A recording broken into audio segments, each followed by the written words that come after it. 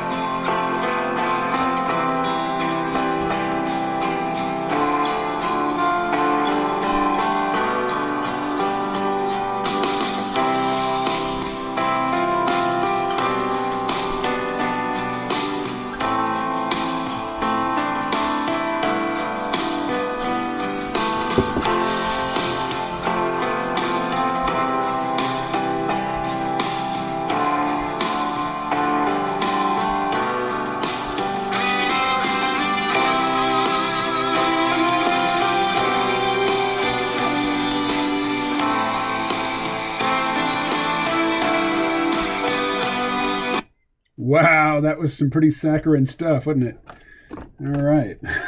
That's what you get when you pick a tune at random. Let's see, where is the drawing glove? There it is. There's the drawing glove. All right, let me show you some stuff. Darth Talon. Lots of Darth Talon. Let's see.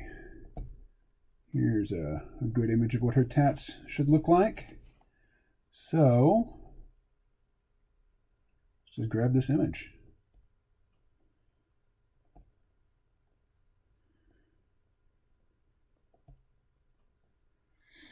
Alrighty. As well as any others?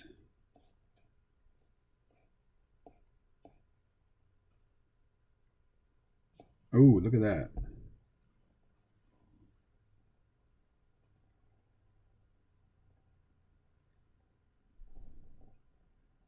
Not sure I can interpret that.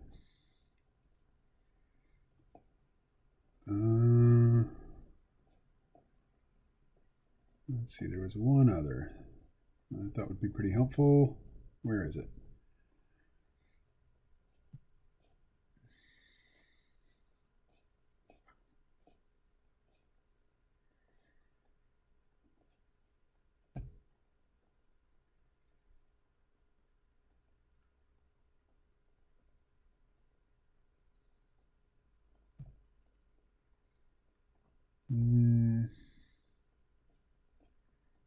Okay, well,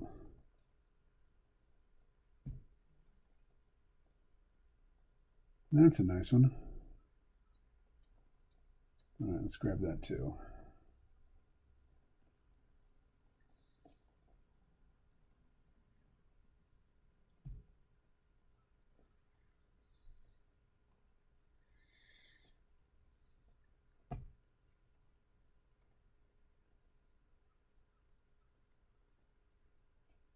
Okay. That's a good one for the Laku, so we'll grab that.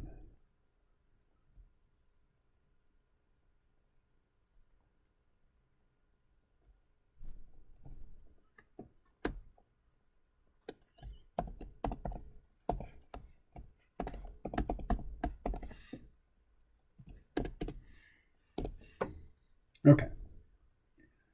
So we'll take all this back over to the other screen, and in know, at this point, I think we can just ditch that. Don't need to refer to it anymore. And let's bring in some of those images I just saved.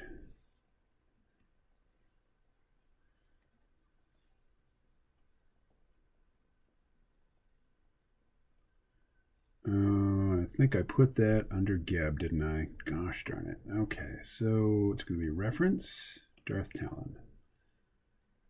All right, let's go with this one. Just throw it up here.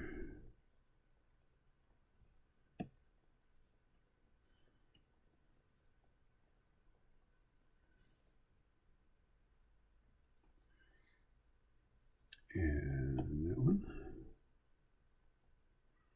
Bring it up over here, I suppose.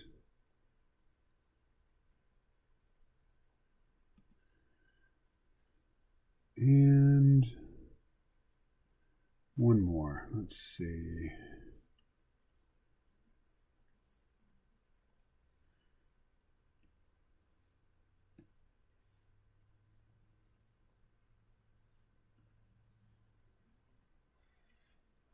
There we go.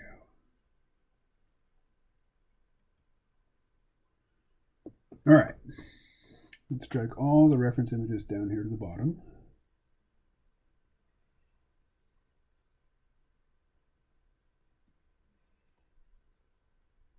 There we go. All right. Time to begin. Oh, let me get a view of the chat window.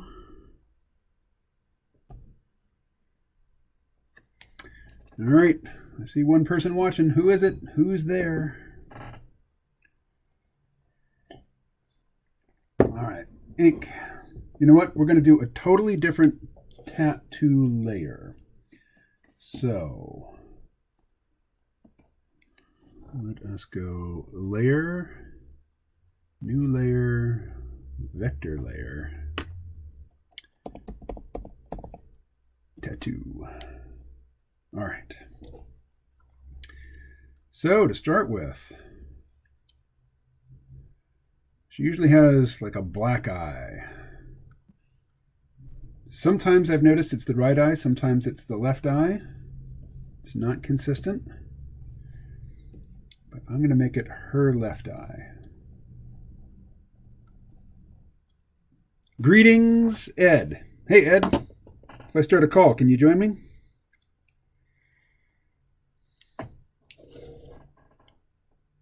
You know, I'm unsure about that tat, so I'm going to start with other things. Like, actually,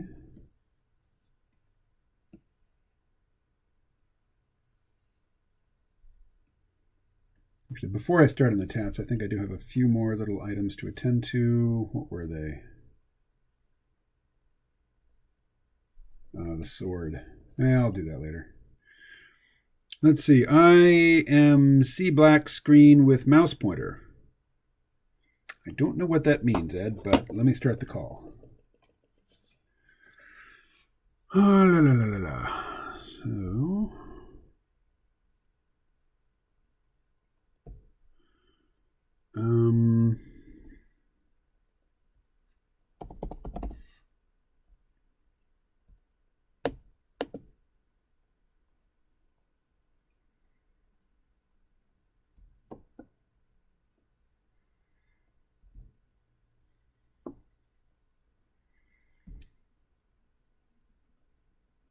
okay. This meeting is being recorded. I have launched.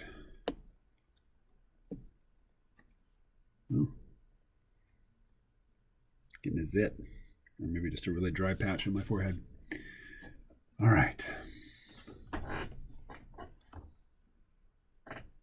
So, Ed, the call exists. You are welcome to dial in at any time. If you need the call information, let me know. Oh, okay. It's the same call information as last time. Here, let me just let me put this all in an email to you.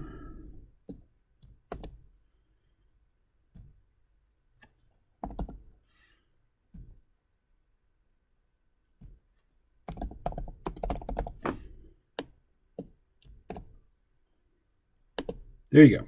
Coming at you. Alrighty, so you will not need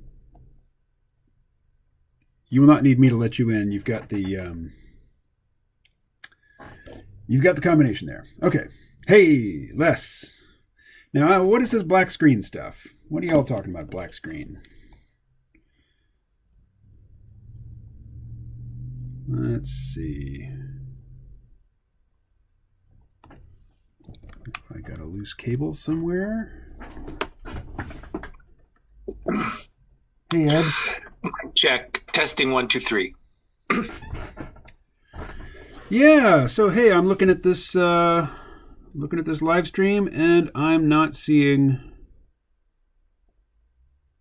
anything but a blank screen. So. Yeah, that's what I'm seeing. Les is seeing it too. So. All right.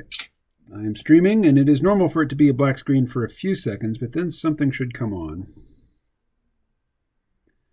Check, check, check, check, check. I'm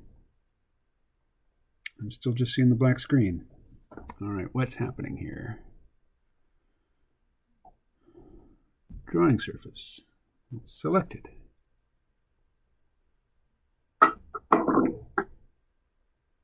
Huh.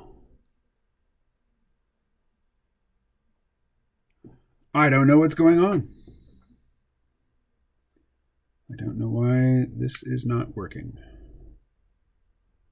You've had such a successful run up until now. This is the first time we've ever seen this. The crappy thing is, I just don't understand OBS Studio, so it looks like it normally looks, but I don't know what change to make to try to get it to work the way it normally does. You may want to try streaming some other program to see if it's isolated to that particular program or to whatever you're trying to cast. Okay, well now I have it set up to show what's on Clip Studio Paint, regardless. Okay, that seems to be working, but now it's just up in the corner there, isn't it? It's not a full screen. I may be behind on my YouTube one. Yeah, now I can see very sexy red-skinned woman up in the corner. Yeah, which is not how it's supposed to work. Let's see.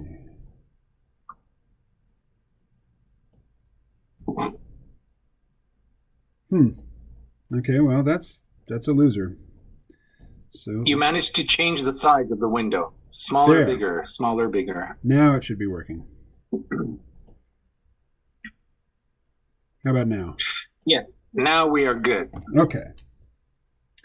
So sexy red-skinned woman is Darth Talon. She's like Darth Maul crossed with a pole dancer. Nice. Usually dark is a sign of evil. She is evil. She is a Sith. I mean red. Yep. Well, she's that too. she's a bad person. Alrighty. So yesterday I did... So the one on the far right is my drawing. Here, let me show you what I did yesterday. I'll turn off these. These are all reference images. I based this drawing over here on this image, which is just, lifted from a stock photo site. So that's where the pose comes from.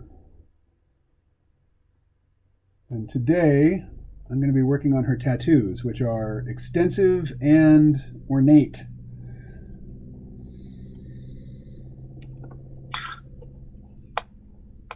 I've never seen this character before. I don't see how that's possible.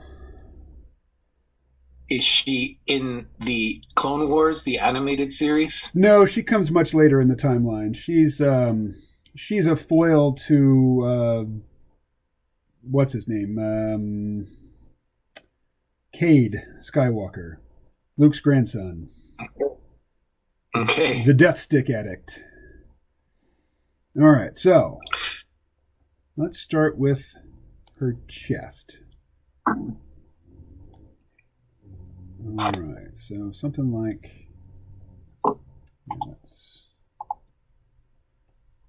drag this down. So, Ed, what were you going to talk about? We were talking about having you come on here and talk about something the last few days, and you wanted to prepare. But now the topic eludes me. What was the topic? There are two topics. One is a new technology called Amazon Sidewalk. Ah, right. And I don't know anything about that. So, why don't you do that one first? Sure. So it relates to the Internet of Things. So if you have an Amazon device, an Amazon Echo, or the Ring, Amazon Ring, which is a doorbell with a camera on it. Yes. You're familiar with that? I don't have one. I've never experienced it, but I've heard of it. I'm very familiar with it because when I do my DoorDash and Uber Eats deliveries, I often have to interact with them. And it is somewhat creepy knowing that you're being filmed, recorded, but I suppose it helps to keep crime down.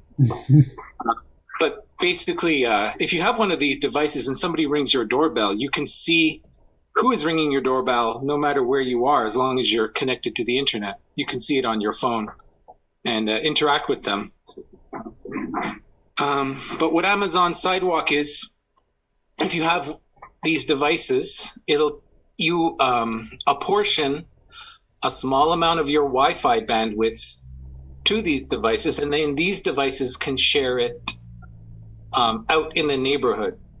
So let's say if your neighbor's Amazon Ring is within the distance of your Wi-Fi router and your neighbor's Wi-Fi router goes down, it can connect to your Wi-Fi router.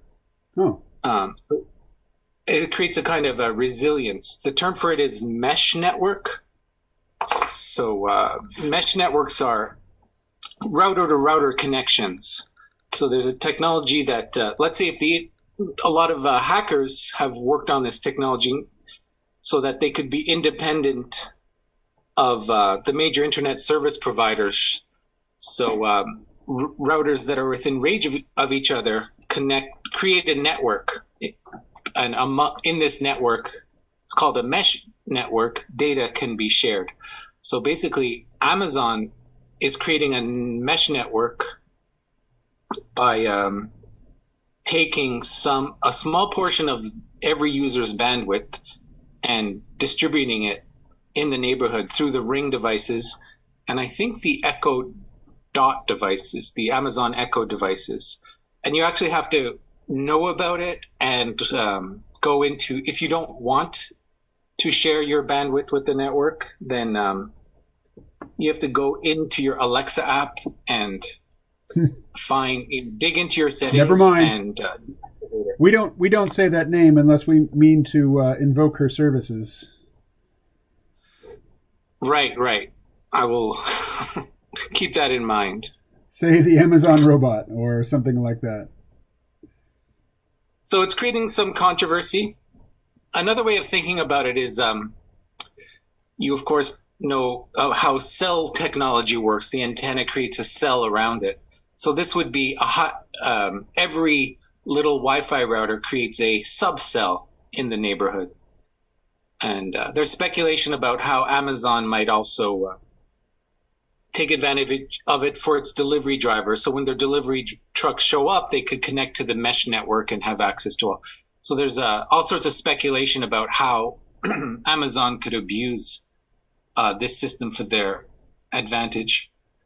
Another application, Amazon bought a company called Tile. Are you familiar with that? I'm not. No, I'm out of the loop on this stuff. Okay, so Apparently. Tile lets you find lost items. So if you attach a tile, if you put a tile in your wallet or on your keychain or on your dog's collar, it uses Bluetooth technology.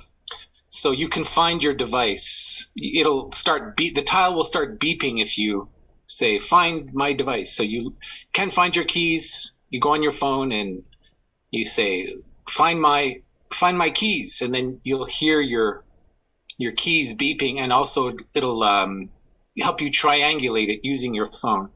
So for example, if you had such a tile device on your dog's collar and your dog went out of range of your Wi-Fi, it would call back to you via the mesh network. So that's another practical use of it. So that is pretty much Amazon Sidewalk for you. And what's your take, or what's your concern with Sidewalk? What are the potential abuses? I'm not all that concerned. I'm sort of looking at it neutrally at this point. I think my take is that every time there is a new technology, it's always a double-edged sword. It's very rare that a new technology comes out and it's just an unabashed plus for humanity. There's always like pros and cons. Like we were saying earlier, a wrench can be used to bludgeon somebody to death. Mm-hmm. So I think it's similar to that. Like I prefer a society with cell phone towers and cell phone technology. I would not like my smartphone to be taken away from me, but I enjoy a great many benefits from having this device. But I realize I'm also giving up a lot, but what I'm giving up is abstract to me. Look, as far as I know, I haven't been oppressed yet by data that I'm sharing via this technology being used against me. So that's my take. Is it's yet another double-edged sword. However, there was a very smart guy on Twitter named Christopher Cole, and he thinks that he said something like, I would like to show you the tweet. It'll take me a while to find it. Okay. But let me find the tweet and share it with you. And because he encapsulates very well a concern about it.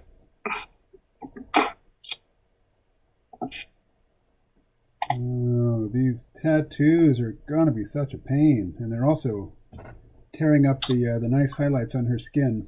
Oh, wow. That's the wrong layer.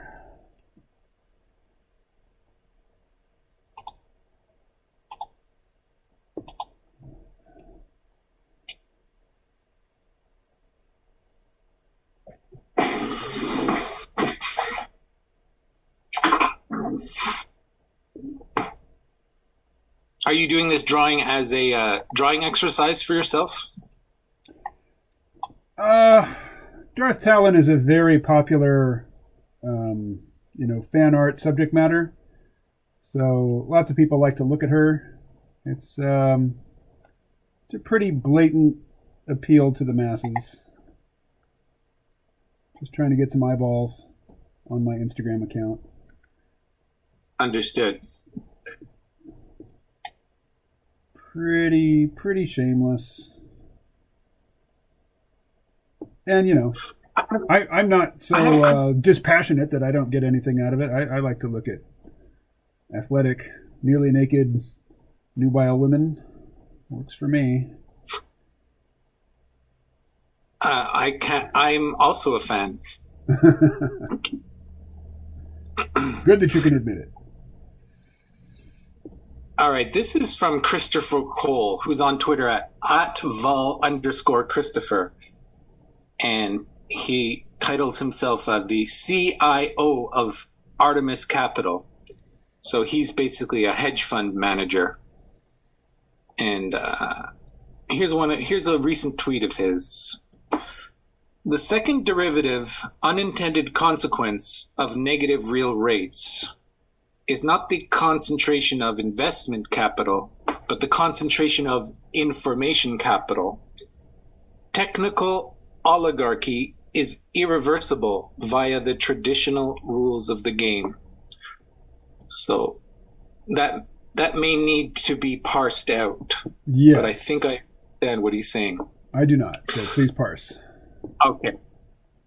He's talking about the unintended consequences of negative real rates. So negative real rates are when interest rates become very low. So it becomes very cheap to borrow money, which is the current situation. The Federal Reserve has reduced interest rates to zero, and in Europe they're even negative. Mm-hmm. And that's it's a desperate ploy by the central banks to basically prevent a depression by making capital very cheap to borrow, or you even get paid to borrow it, so it pumps capital in the economy. Normally in traditional economics, you want growth to be like economic growth and productivity to be what generates capital, but negative real rates it means like the large institutions and corporations that can benefit, that can borrow these funds, that have the credit worthiness to borrow it, they get more and more money, so it accrues power to them because they have more leverage. So, but he's talking about a second derivative. That would be a first derivative consequence, which is these institutions that are able to access those funds get more powerful. But he's saying a second derivative, unintended consequence, is that information capital increases. So that would be very large corporations in the field of information technology, such as Amazon, Google, Microsoft, Facebook. He says that because they have more access to these resources, their power is becoming greater, and it is becoming more deeply rooted. And his main point is that it is irreversible via the traditional rules of the game. So the traditional rules of the game are what we call when Standard Oil was broken up, mm-hmm. or when Ma Bell was broken up into many different companies. The term for that eludes me. It's when the government steps in and breaks up these large corporations because they're getting too powerful. Right. Antitrust. So antitrust. So there's talk about breaking up Google, limiting the power of Facebook, coming down harder on Amazon. But his claim is that technological oligarchy is irreversible via the traditional rules of the game. So one of those traditional rules would be antitrust. So I think of Amazon Sidewalk and Christopher Coles as being in the same light.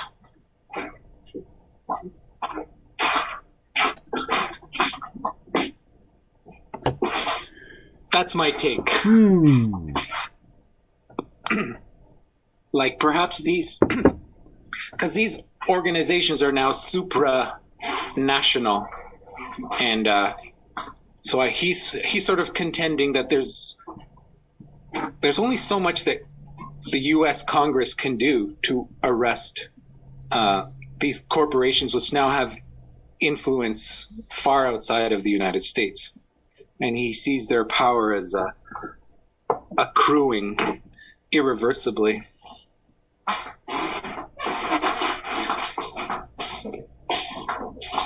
And what I agree. I mean, their power is, power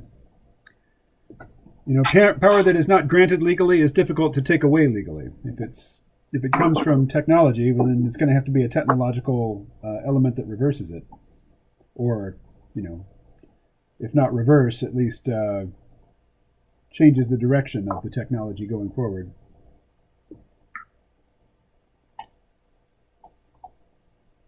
There's some news to report from China.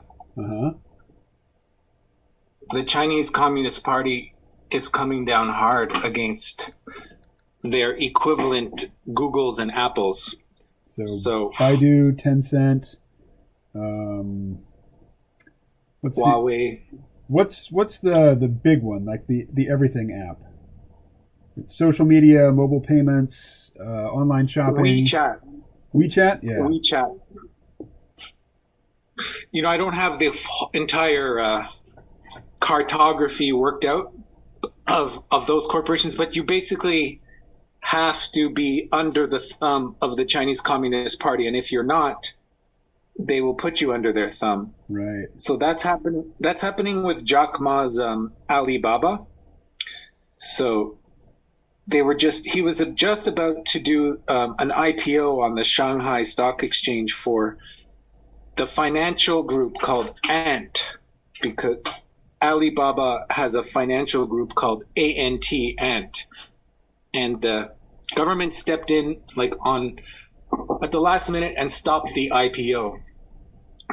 And similarly, the one of the equivalents to Apple, which is called Xiaomi, Xiaomi, has had the feet kicked out from under it by the CCP. So it appears with these two moves that they're basically letting these big companies, the equivalents to their Googles and Microsoft and Facebook, letting them know who's boss. So did you see Les's comment? In the bottom. Which one is that? Les writes,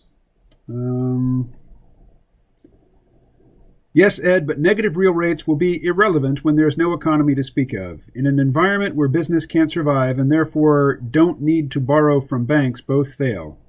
Then you're just left with the poor, the rich, and technology, because with all the tech we have now, even governments will be obsolete. And then I put in the Christopher Cole's tweet. Okay. The thing is, when somebody says that there's going to be no economy to speak of, my brain immediately starts dismissing whatever they're going to say next, because as long as there's people with households producing and exchanging goods, there's going to be an economy. Mm-hmm. So when I see such hyperbolic statements as that one, I'm inclined to just not give much credit to people who make those claims.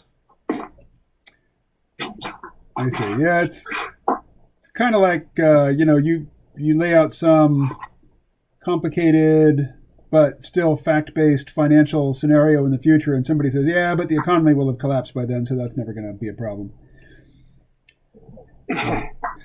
Okay, well, if you believe that, then yes, this conversation is fairly irrelevant and esoteric.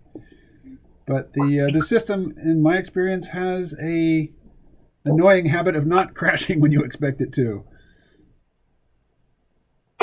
Yes, as Terence McKenna said, this civilization is metastable. Meaning what? Metastable. It means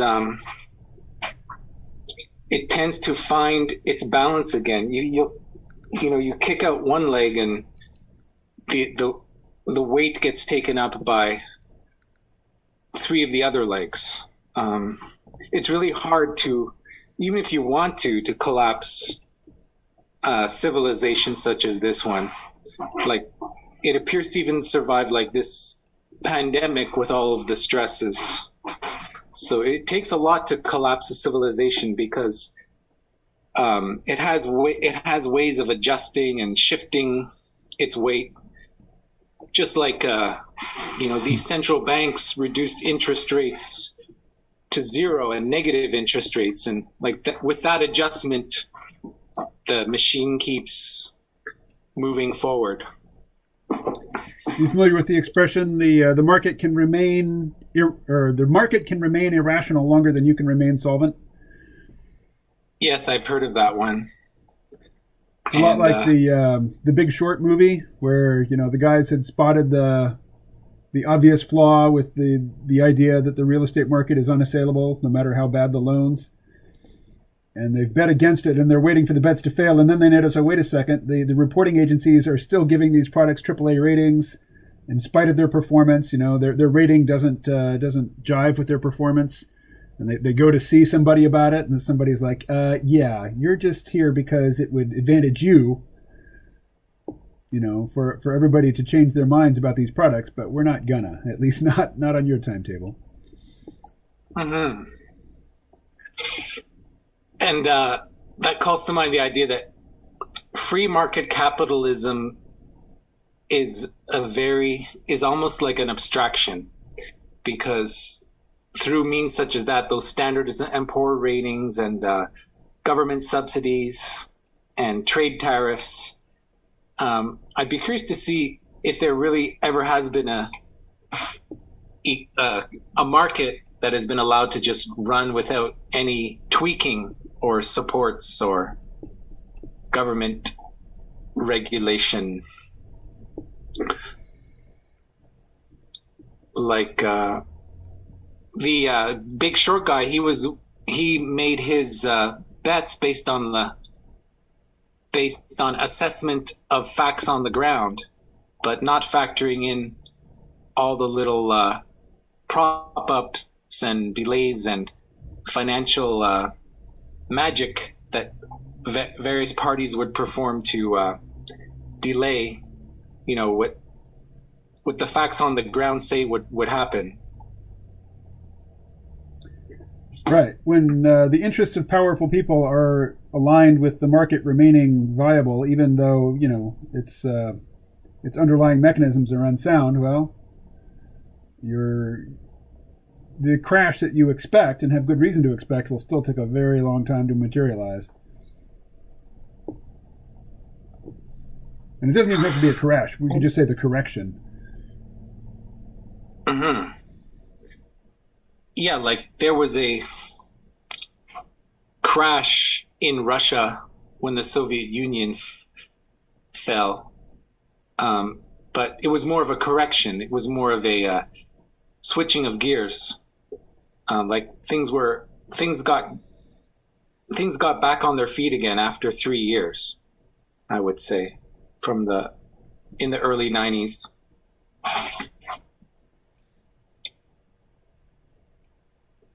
All right, now I've been very anxious about doing this black eye-like tattoo on this side. Let's see how it goes. And this will segue nicely into the Elon Musk topic. Ah, yes. So you are an admirer of Elon Musk. I am. Oh, but you must know that many people who are interested in peak oil and collapse and all the topics that you may associate with the C-Realm podcast, amongst folks, or people who read the Archdruid Report or Ecosophia, is John Michael Greer's blog now. People who are really into that tend to hate Elon Musk. I have a lot of respect for that community of people, so I wouldn't want whatever I say about this to be dismissive. So it's sort of I'm apologizing in advance if okay. I show any disrespect. But there's a phrase called "birds of a feather flock together," and I think people who there's a certain, what is the word for it? Like an emotional resonance. There's an emotion I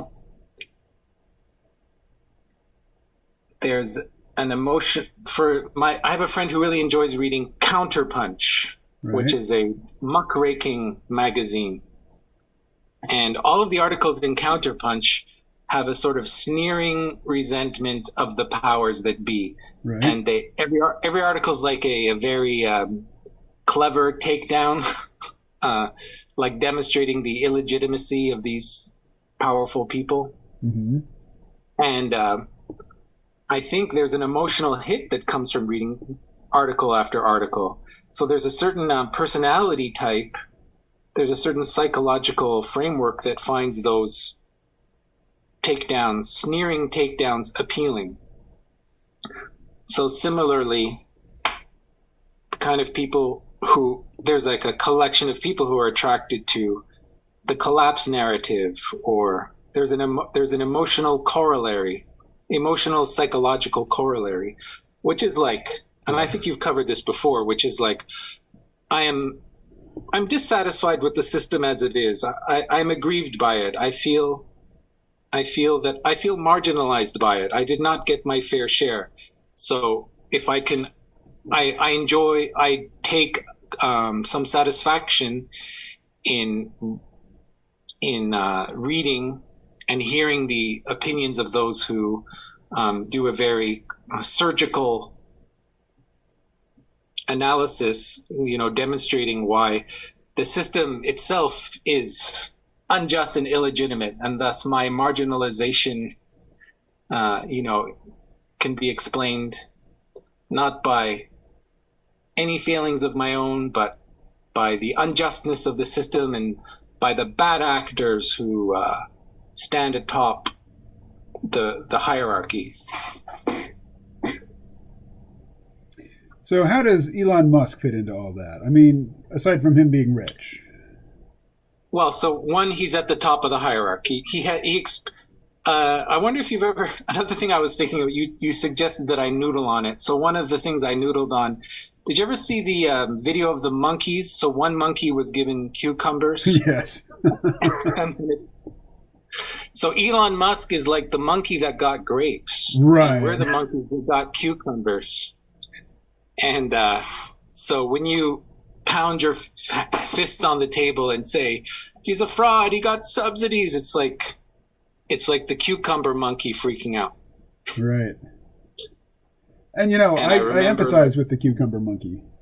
I get it. Yeah, for sure. It shows you how deeply ingrained that emotion of jealousy is. It's also a demand for equality. It's a demand for fairness. But in the libertarian model, it's supposed to be meritocratic. Oof. Look at that. I just pulled her tattoos off. Oh, you can't see it yet. Let's move that out of here. No, not that one. That one. All right. Oh, I like it better without the tats. Oh well. So it goes.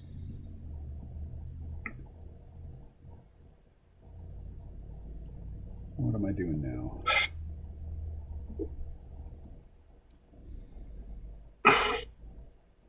Vis-a-vis the subsidies, here in Canada, we would not have we have two major national airlines, Air Canada and WestJet, and neither of them would exist without government support. Similarly, in the USA, you have Lockheed Martin, Northrop Grumman, Boeing. Well, those are all defense contractors. Yes, but these are all major corporations who have benefited from government support in various through contracts, but also, they supplied the U.S. military in World War II, I think. Well, I think if you're going to be talking to peak oil folks, the example to bring up is Amtrak, because it's not a defense contractor, and peak oil people tend to like trains. But Amtrak does not exist without government subsidies. It does not bring in enough revenue on its own to keep itself running. And I think you'll find that with any of these great national infrastructure projects, like in France, they have a high-speed rail network. I don't know of any of such projects that require very long timelines to start generating profits and very large upfront investments required to build out the infrastructure. I don't know of any that have done it just based on market economics without some government support. So, building up the infrastructure that Tesla did to start producing the cars and generating revenue from sales, I don't think that they could have done that without subsidies. Hey, Paul. Paul's in the chat. Hello, Paul. So I see that Paul says, well said, Les. But I don't know what that's in response to. Let me check. I think I have a better view of the chat than you do.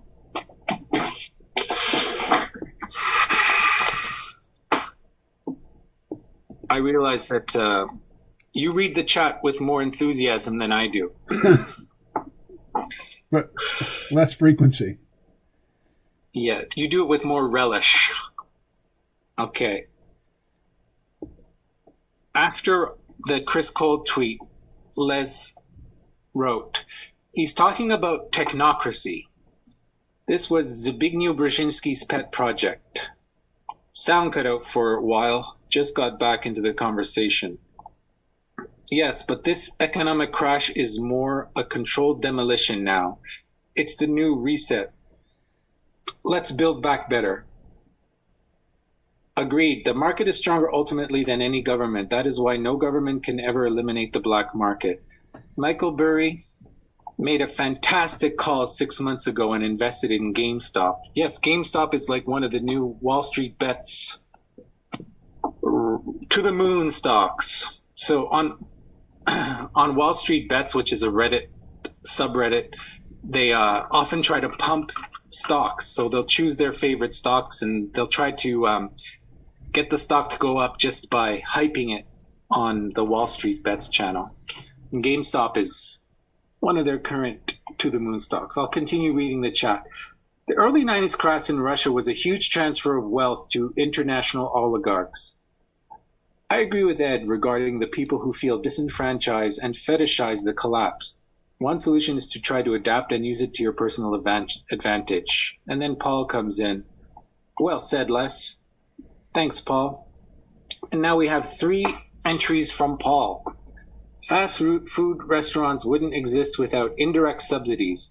Walmart probably wouldn't either. Many of their employees rely on government food stamps and housing so that they can go to work at these establishments each day. And with that, we're all caught up. Yeah, well, on that topic of fast food, I would say that all fast food restaurants and even all agribusiness corporations who prepare like ready-to-eat foods that you would buy at the supermarket, they are all very dependent on just the government's subsidizing of growing corn. You know, if corn weren't rendered artificially cheap by all the subsidies, and we wouldn't have all of that corn to feed to beef cattle, we wouldn't have the high fructose corn syrup. It makes everything very, very cheap. I wonder if the Iowa caucuses were like later in the primary cycle, if all of that would change. If all the Democrat politicians didn't have to go and pander to the big ag farmers and the people who have a vested interest in ethanol. Yes, because like Iowa is overweighted in its political importance because it's one of the early primaries. So if you mess with Iowa, you might not get a good start on your primary race every 4 years. Right. Very strange. Why is this happening? Ah, I see why this is happening. Okay.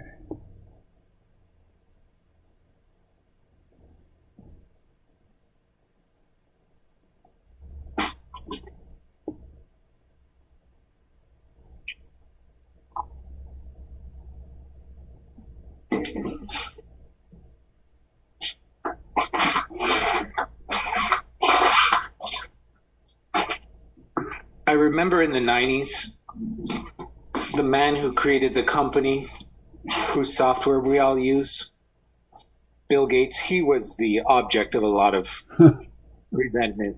Oh, yes. Sort of for creating boring products, as far as I can tell. Yeah, don't hear much Bill Gates hate anymore, although he's still rich.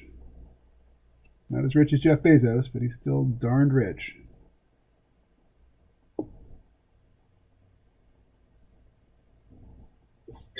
Paul chimes in, the meat industry is too, and completely dependent on illegal labor. Yeah. Our cheap food is part of what keeps the poor masses out of the streets. Here in Canada, the government has really opened up the checkbook. And I think we have like a $300 billion deficit this year, which is quite large for us. And but the Liberal government under Justin Trudeau is basically saying, if you're ever going to use it, now is the time. Yeah, and I can't say that's wrong. Mm-hmm. I'm no deficit hawk by any stretch. So, I'm not a disinterested party here. I think deficit spending is definitely in order right now. Let's see. Well, it says Bill Gates is heavily invested in uranium, fake meat, and vaccines of all things. What does he mean by fake meat? Oh, actually, I've been hearing them talk about this on BBC World Service. You can take animal cell cultures, like okay, so he's talking about vat-grown meat, then. I don't know if he's talking about that. He's either talking about the vegetable-based fake meat or the animal cells that are grown in vats. Right. So I agree that textured vegetable protein with various flavors to make it seem like meat is fake meat. But I don't think that vat-grown meat is fake meat. In fact, I'm a big fan of vat-grown meat. I'm quite anxious for it to drop in price below, the price of factory farmed and slaughtered beef. Because as soon as that happens, then, so-called real beef becomes the privilege of the elite, and the rest of us will be eating vat-grown meat, which I think, ethically speaking, will be an improvement. Yeah, you can grow those muscle proteins without the consciousness associated with it that can experience pain and suffering. Exactly. Paul says the vegetable-based fake meat is pretty good, and I agree. I have some Beyond Meat, fake Beyond Meat hashed meat, and we love it. We just had it yesterday for breakfast. I don't mind it. They back-engineered meat. They sort of used Silicon Valley back engineering to say, well, what do people like about it, and what are the elements that people like, and how do we replicate that? So one of the things they included was beet juice, just to give it that red color.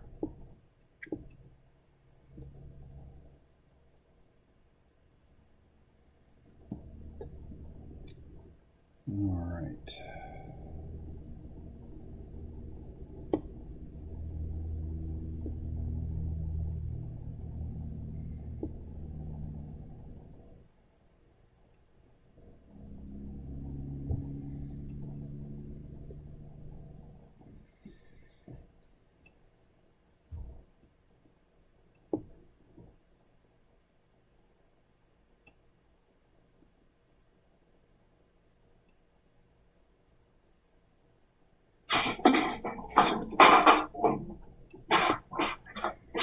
Techno fix to our guilt.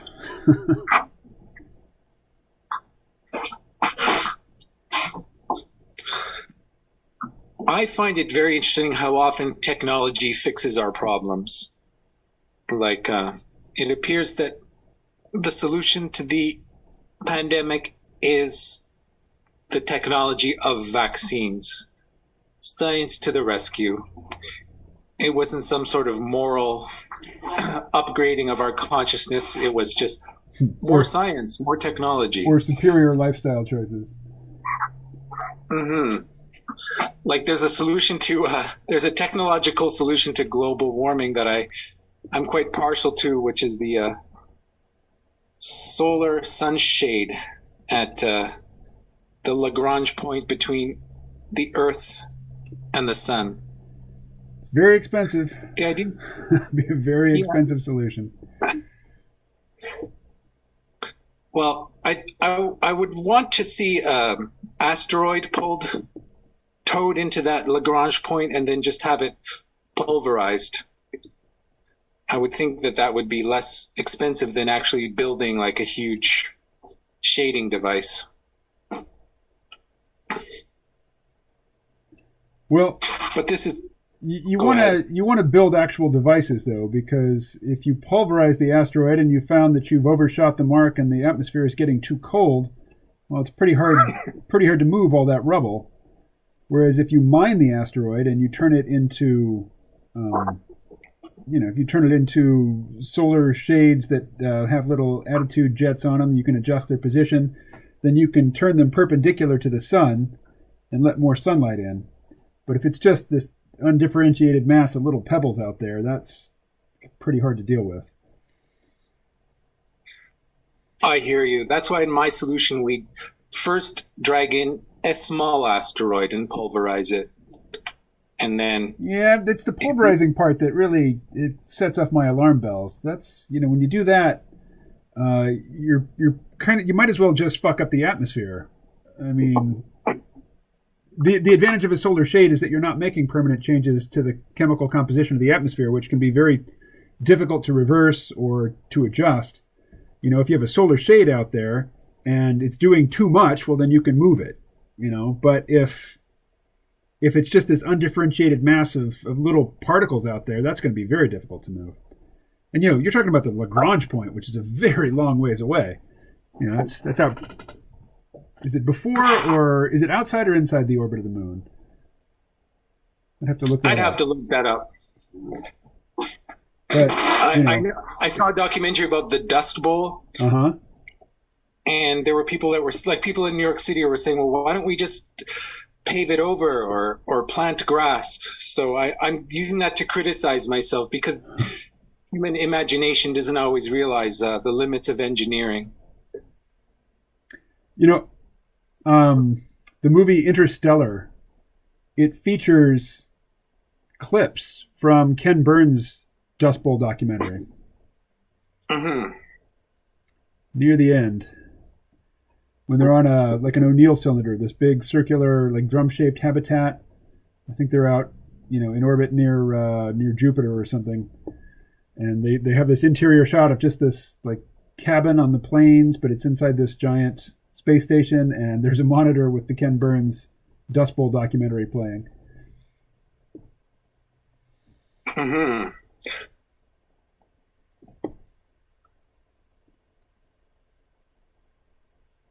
There's a lot of people who, I think Al Gore is among them. When people propose technical or technological fixes to the global warming problem, they're very resistant because they want a moral. They want human beings to go green. Yeah, and they want hair shirt green. What kind of green? Hair shirt. Oh, I don't know that term. Religious people who fetishize suffering would wear hair shirts. They're very uncomfortable. So Got it. There's a woman who... Go ahead. There was a woman who's very active in anti-nuclear. And she's perfectly fine with people using candles. Going back to using candles and not light bulbs. They think there's virtue. There's a virtue in that. Right. So I think the virtue in suffering mentality has a big crossover with the I hate Elon Musk mentality. Oh, that's interesting. Let's see here. Let me get you caught up with the chat. Technology is a cha-cha dance of 2 steps forward, 1 step back, Les says, which is something Kevin Kelly said something similar. Paul Doherty, science and tech is the answer to the pandemic, yet most people out here won't listen to the science and wear masks and social distance. Yeah. It is absolutely absurd that the whole wearing of masks has been incorporated into the culture war.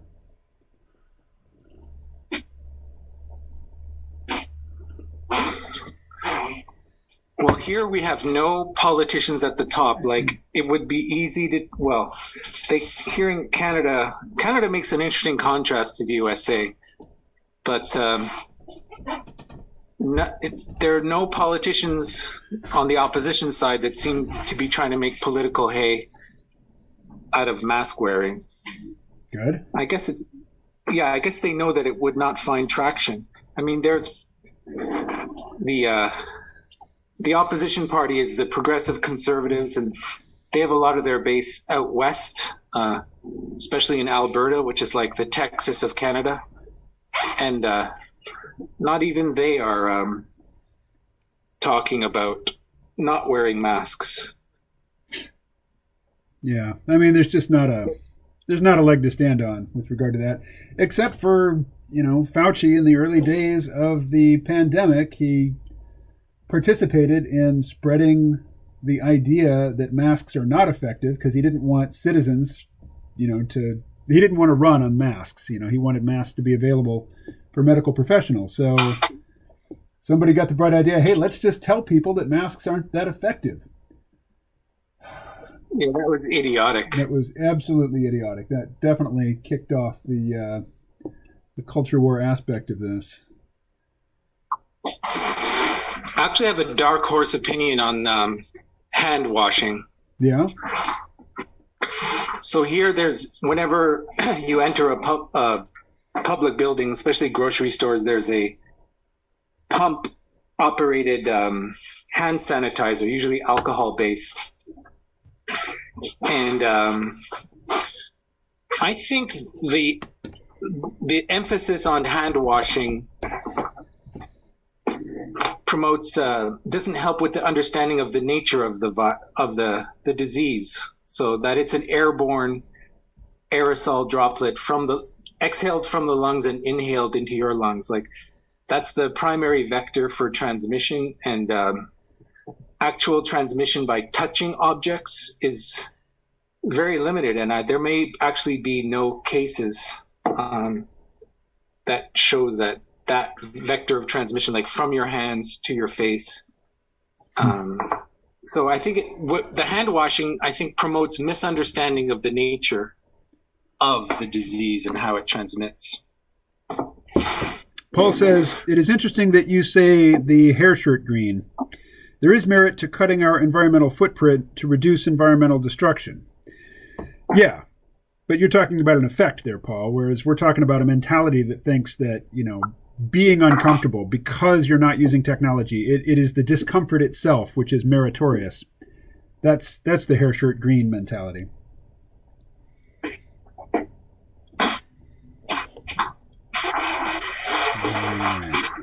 Looky here. Look what gets revealed.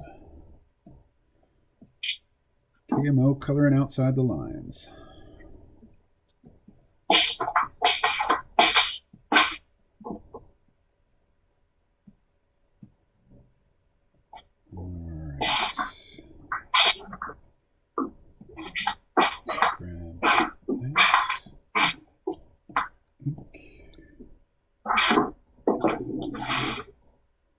What are you doing there, Ed? I had a very busy day cooking this morning. I made 2 loaves of bread and deliciously spicy tofu from Mador Jeffrey's Eastern Vegetarian Cookbook. Right on.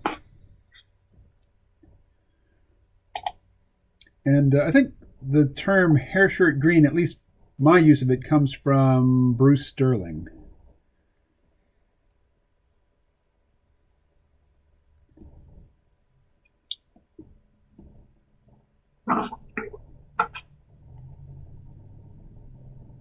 Oh, no. Not that. That. There we go. All right. Time to make some clouds.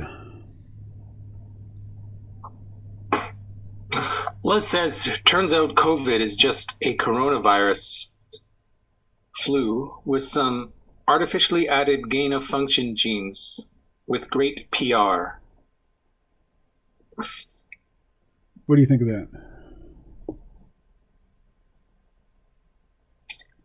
Well, I think it's a complex situation, and there's a sort of fog around it. Yeah. So we cannot. I would not dare to say for sure that it's just anything at this point because of that fog situation.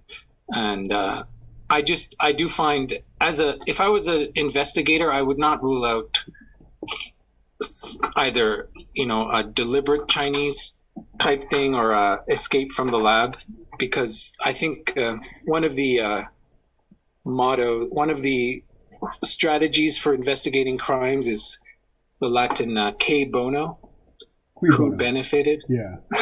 And the Chinese certainly benefited, and it emerged from there. And Wuhan is where their virology lab is. So it doesn't lead me to conclude that they definitely released it on purpose or it got out by mistake. But it certainly smells fishy.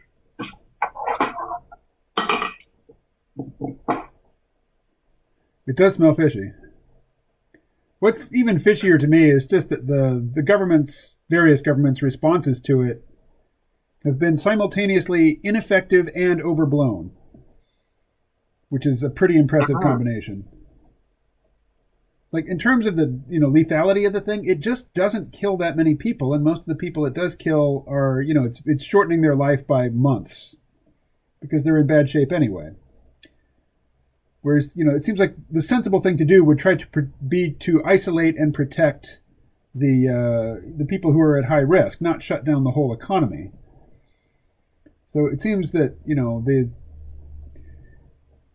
if you say that the purpose of a thing is what it does, well, the purpose of the pandemic response has been to impoverish people and to enrich elites, because it has certainly done those things.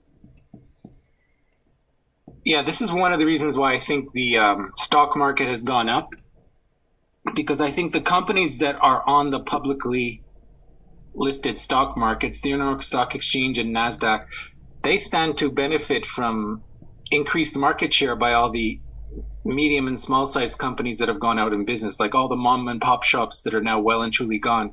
So, like my gym, which closes on Saturday, I'm gonna die. So if my thesis is correct, in 6 months there will be like a national chain where your local gym was. You'll get a gym again, but it'll be whatever the national chain is in your Planet Fitness. area. No, there's a Planet Fitness in Brattleboro, but there's not a big enough population in Bellows Falls to support it. Right. I would regret that we'd lost a local business, but I'd be thrilled to have a Planet Fitness here, but it's not going to happen. Yeah, that's my point, is like small, maybe not in Bellows Falls, but all those small businesses going bankrupt, it creates an opening for those larger chains, which tend to be listed on these stock markets. Right. Yeah, with the subprime mortgage crash, lots of people lost houses. Who was buying those houses? There were companies that were basically landlords, except they were landlords to millions rather than landlords to a few people. Liz asks, okay, Paul said, we like the people who suffer with low tech in silence. And then Liz says, what's the average age of death in the US due to corona? In parentheses, I know the answer. COVID-19's purpose was to bring in the new reset. It killed multiple birds with one stone.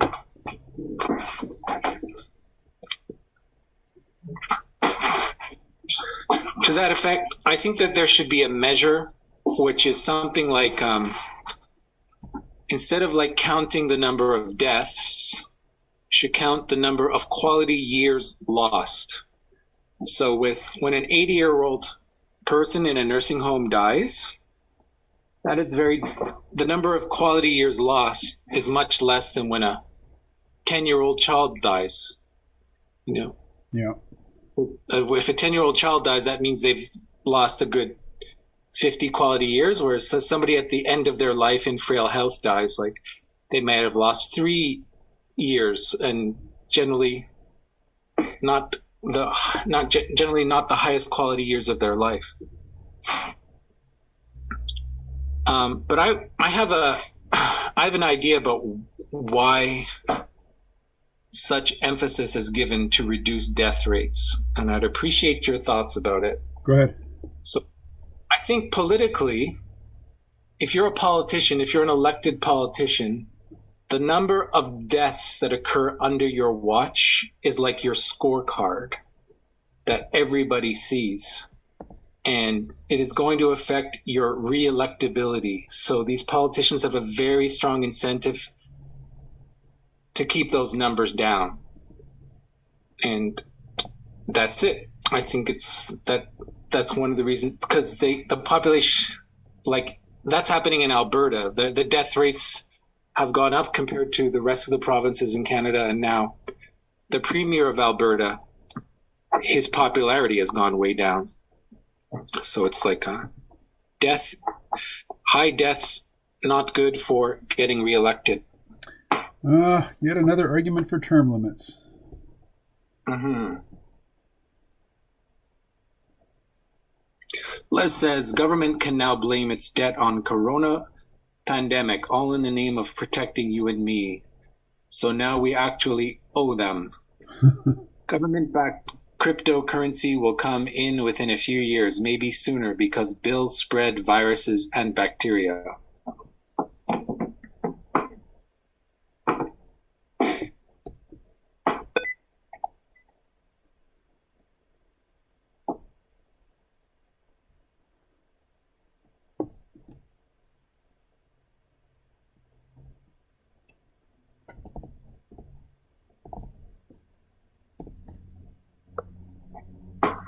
So have you noticed chatter about the Great Reset online? Well, I think Les just used that phrase. Yeah, he used it, and I've got a couple of people. I had an old Uber driver friend text me out of the blue. He says, "How you doing, Ed?" And I said, "I'm doing good. How are you?" He says, I'm okay, except I'm depressed about the Great Reset." And I've been hearing echoes of it. I've been hearing little whispers of it. So I haven't looked into it too deeply, but there's an organization called the World Economic Forum, mm-hmm.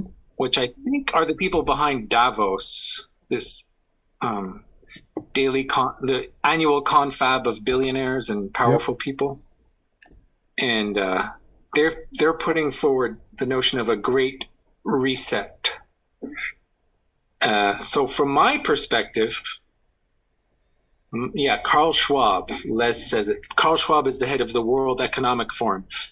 But I haven't looked into it too deeply. But from my perspective, the World Economic Forum is like a lobby group, or it's an institute where very powerful people, government and corporate, get together to sort of celebrate each other and talk about political economic policy for the coming year. It's like the Council on Foreign Relations or the Bilderberg Group, or other non-governmental gatherings of wealthy people, wealthy, powerful people.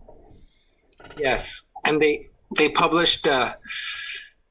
They talked about taking advantage of this pandemic situation to do a great reset, and they want their political their platform to be advanced. I think there's a phrase: "Never let any crisis go unexploited." But I think there's a number of people who've taken this and expanded it well beyond the original intention and see it as one of these great conspiracy theories designed to enslave the world. That's not my perspective, but I think that's how a lot of people are interpreting this this program of the World Economic Forum. Hey, what do we got here in the chat? Oh, many contributions from Les. He says, you already read that. Bring in the new reset. Government can now blame its debt, right? Government-backed crypto will be within a few years. I disagree, Ed. The politicians are not worried about having their popularity go down. That's what worries me. Either they've been paid off, they know there will be no elections. Let's see. But I think there just was an election in the USA. Yeah, and it was clearly subverted, in the primary process. Mm-hmm. With all of the mainstream candidates dropping out the day before Super Tuesday and Elizabeth Warren staying in to split the progressive vote and then dropping out the next day, that was all clearly orchestrated, and, surely promises were made to the people dropping out and endorsing Biden. Because, if you just ask people about policy, most people, including Republicans, are Bernie Sanders supporters. You know, they want fair wages. They want medical access for everybody. They want affordable education, affordable childcare. You know, these are bread and butter issues that are across the spectrum. Americans like these ideas. And there were people representing those ideas in the primaries before Super Tuesday, and then after Super Tuesday, it's just Joe Biden and Bernie Sanders. And, you know, the writing was on the wall. Bernie Sanders was going to fold, which he did. Alrighty. Yeah, that is a conspiracy that I think the evidence for it is quite clear. Yeah. You can call it a conspiracy theory if you want, but, you know, that label is wearing People thin. in the background conspired together to get the outcome they wanted. But I see that as being like a political machine, like the Democratic National Committee. It's a political machine, and they know how to get what they want. And you have, like, they don't, it's kind of hard for, they don't allow dark horse candidates to come out the winner, and they have their methods of getting what they want. All right, you're all getting a preview of the next Geb comic strip.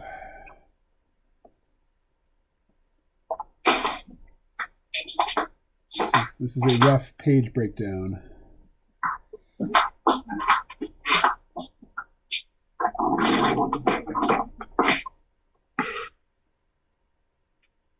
right, yeah, that's about it. Okay.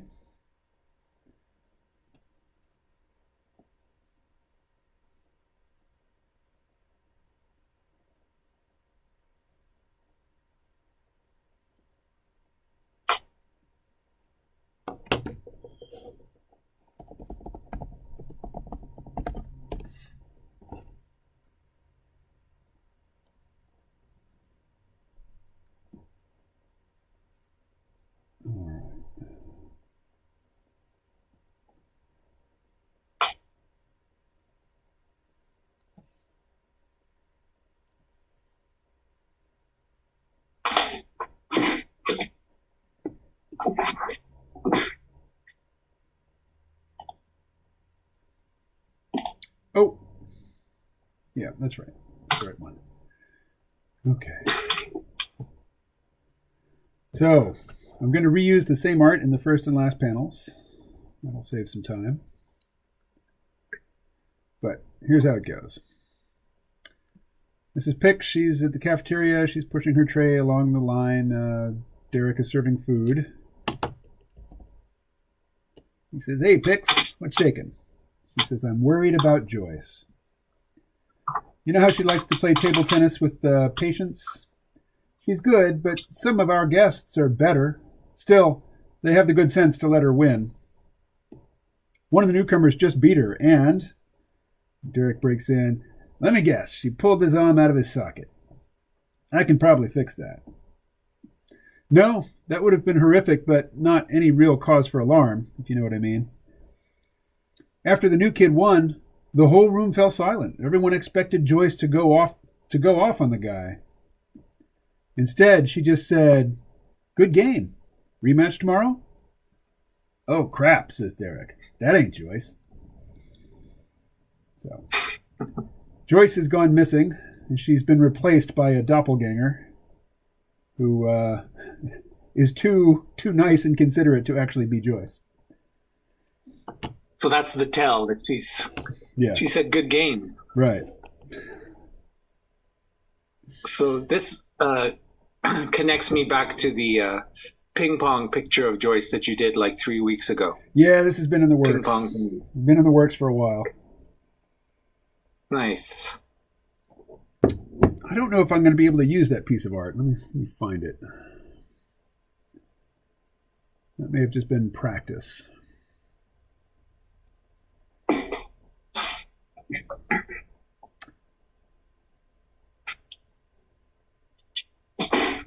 Can I use that?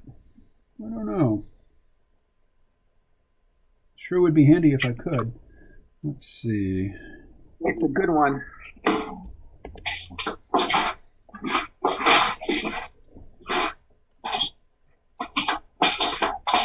Don't know if it fits. Let's see.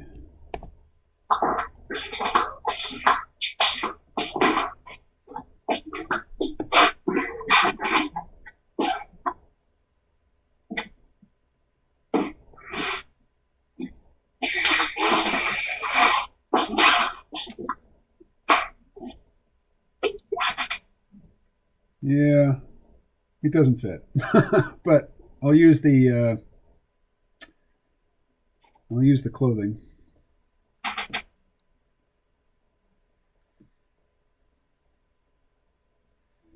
All right. So I'll put that away. First thing I like to do is get the dialogue in, which is incredibly boring to watch. So I'm not going to do that right now. Well, I kind of have to though. So.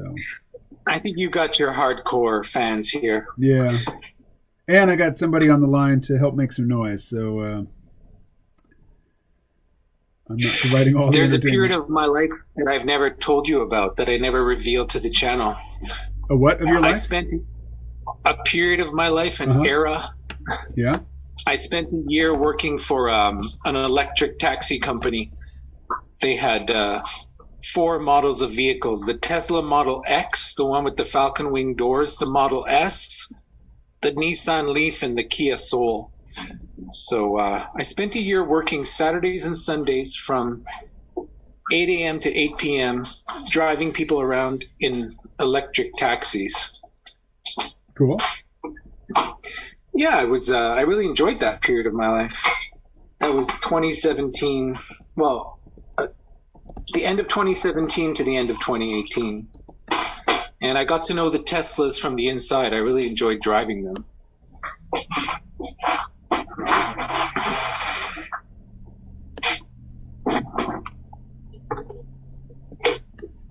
Right. But that company ended up going bankrupt because they could not compete with the gas-fueled Toyota Priuses of the regular taxi industry, and with Uber.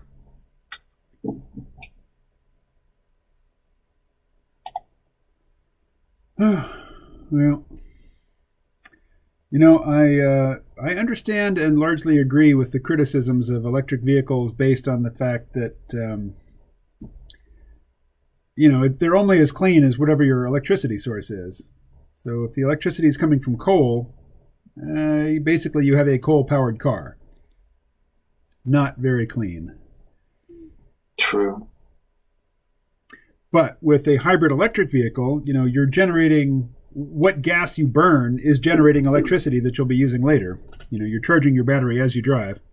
Also, I think they can charge the battery with braking. Yeah, I drive a hybrid vehicle, and I never have to. There are also plug-in hybrid electric vehicles, and I don't get the point because the battery on my regular hybrid, it always charges enough by capturing energy from going downhill and braking and coasting.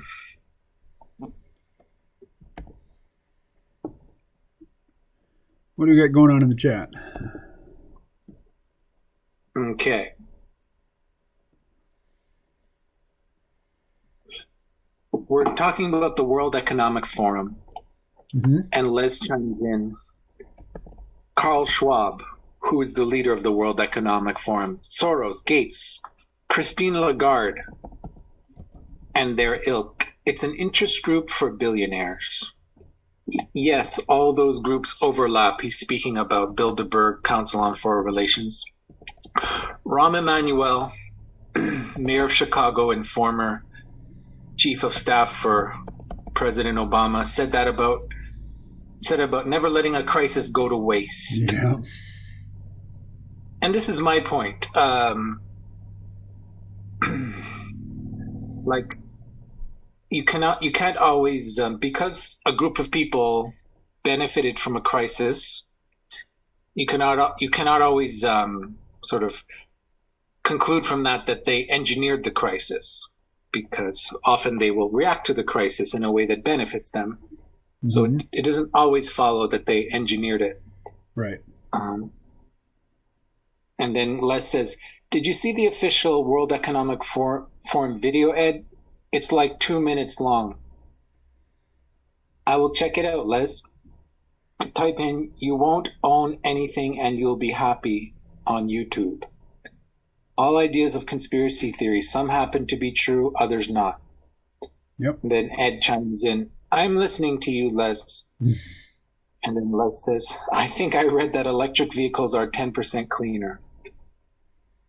But the thing is, they can be. If the electric grid gets cleaner, then electric cars automatically get cleaner, whereas gasoline cars will always be as dirty as they are. Oh, how do you figure? I mean, gasoline cars will always burn gasoline, so they'll always be as dirty as the gasoline they produce. Whereas electric cars can be cleaner. Like if coal plants get eliminated and replaced with nuclear and solar and wind, there's that. It's adjustable at the production end of the electricity production end of the pipeline. So the electric cars have the potential to be cleaner, where the gasoline cars will always be as dirty as gasoline is. Huh. Yeah, that second part is where I'm having trouble following you. Have cars not gotten cleaner in recent decades? They definitely have, yep. Okay. Has cleaner gasoline been what's been driving that movement, or has it been design? I think it's a combination, but this could be determined objectively. Mm-hmm. But I think gasoline has improved and the car has improved. But I think the cars have improved more than the gasoline in terms of carbon emissions. But you think that improvement has come to an end? That no further improvement is possible? I don't claim to be an expert on this, but I think there's only so much juice you can squeeze out of the orange. You can keep squeezing and get more juice out, but the returns, you get diminishing returns.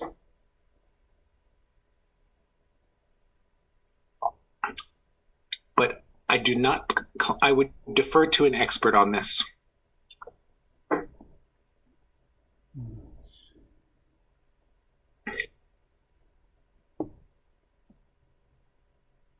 What am I doing? I found the coup in Bolivia to be very interesting. I know nothing about that. I will tell you about it. Please do. After I tell you that, Les says, "I want cleaner cars because I don't like smog, not because I think it has any bearing on global warming." Fair enough. So the country... So one resource that electric cars require is lithium. Mm-hmm. And the country in the world with the greatest lithium reserves is Bolivia. Right.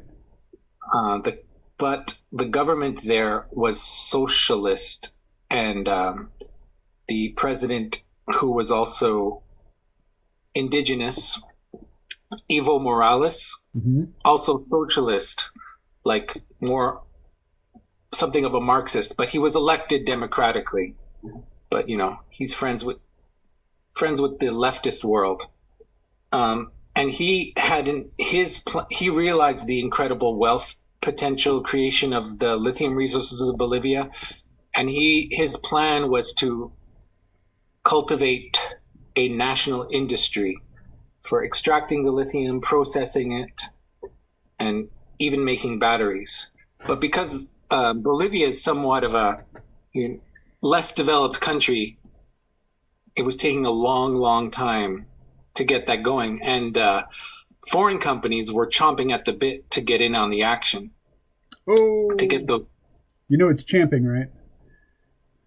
I didn't know that. Yes. Chomping. No, it's champing. CHAMPING. Champing at the bit. Oh, I always thought it was horses chomping at the bit in their mouth. But well, yeah, they are champing at the bit in their mouth. Okay. So all these foreign companies were like standing on the sidewalk saying, let us in, let us in. Let us extract your lithium. Let us set up our refining factories. And, we'll pay you good money for that. But he said, no, we want to develop these industries ourselves and uplift the people of Bolivia and have part of this industry nationalized. And what do you know, like there was a coup and the right wing took over and kicked him out. He had to flee to Mexico. And I found that the timing very interesting and suspicious, given that lithium is becoming much more of a resource of the moment. I mean, because there's trillions of dollars in it, so it becomes very key that this resource be that the powers that be have control over this resource. And Bolivia is they're not the number one exploiter or exporter of lithium, but they're the number one reserve. Mm-hmm. So here we are, chomping at the bit versus champing at the bit.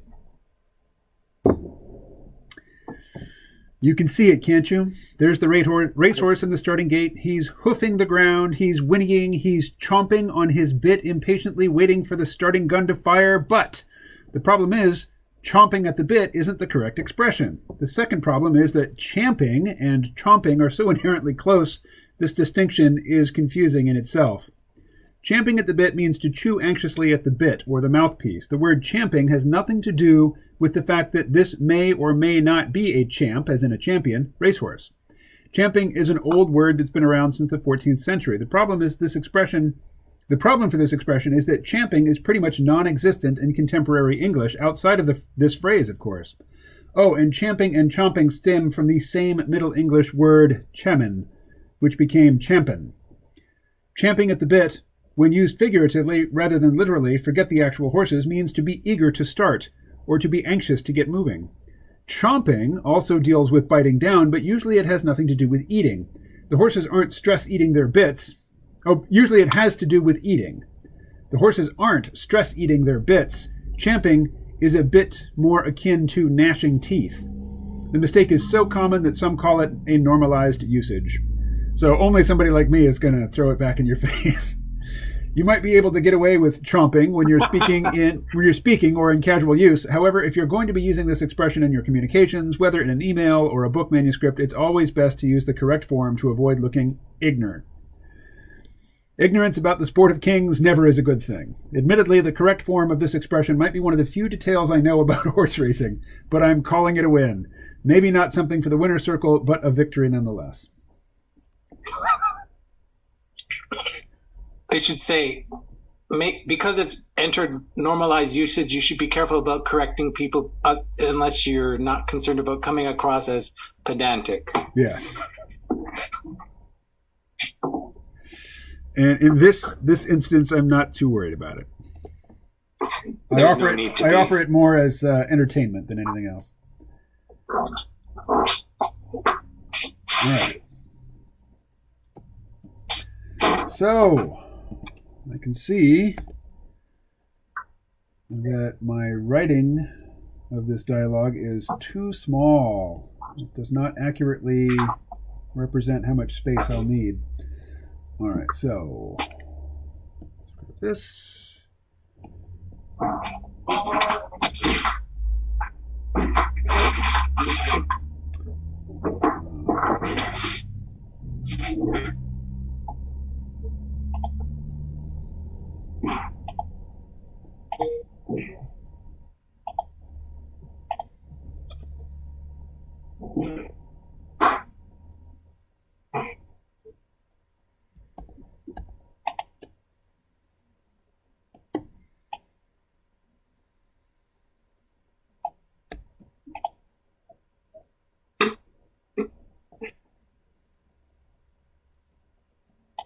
Is that a water bottle I just heard? My downstairs landlord neighbor gets home from his construction job at about this time every day, and he's very loud to my annoyance. There's a English people and French people have different. That's one of the differences between English people and French people, in my experience. Is it the French people are loud? They're much more. I don't know. They call us tête carrée, which means squareheads. Uh-huh. I think in the Anglo-Saxon Protestant tradition, there's more self-control and a sense of scruples. Like, oh, I don't want to act in ways that might irritate the people around me. Whereas French Canadians are not so much encumbered by that internalized sense of decorum.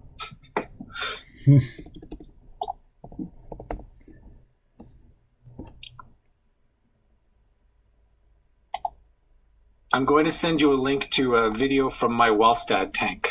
Oh, right on.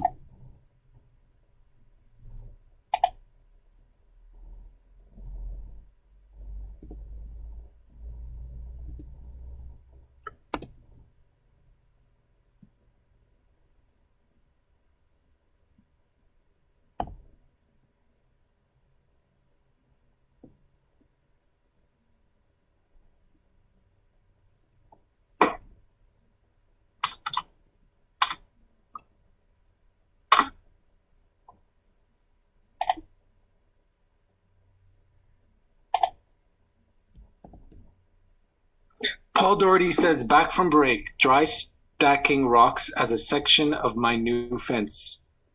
Oh, nice. Welcome back, Paul. And I always worry that when opinions get expressed, it ends up alienating people who share different opinions.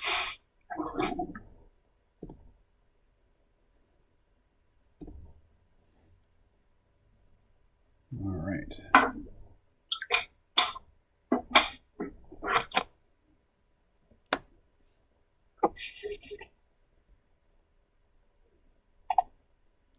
Dry stacking rocks. All right. I've done a fair amount of that. It's very good exercise.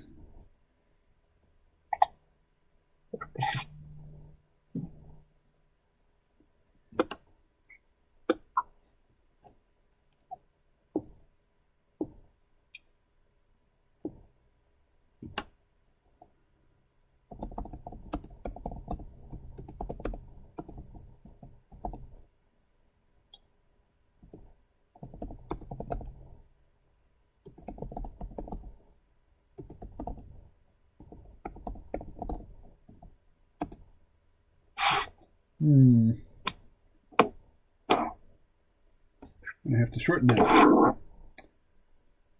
going to have to shorten that.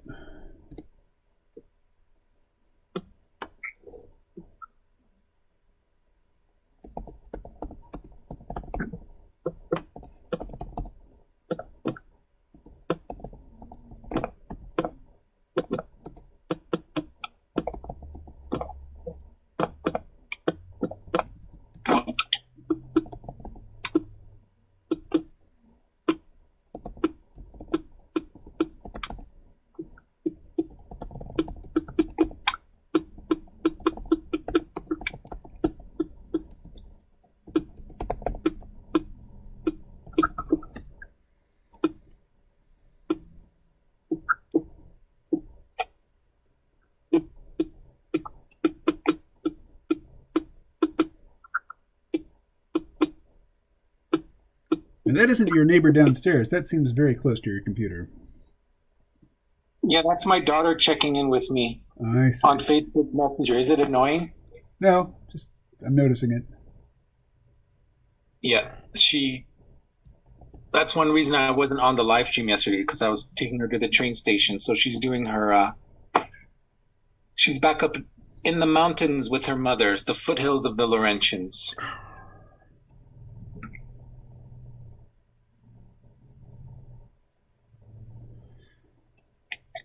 I sent you a short video of a Daphnia taken with my USB microscope. Oh, that was the wrong selection. Let's see. Okay.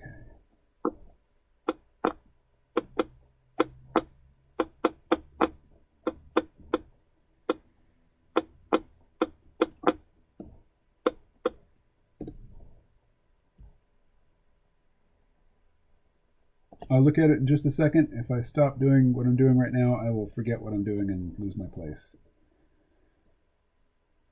Understood.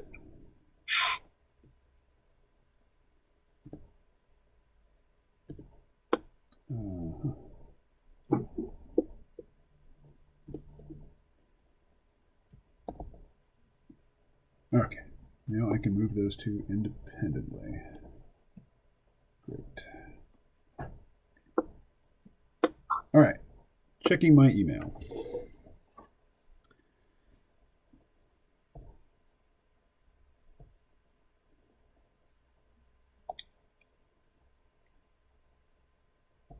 You sent me a link to a video and you sent it via email?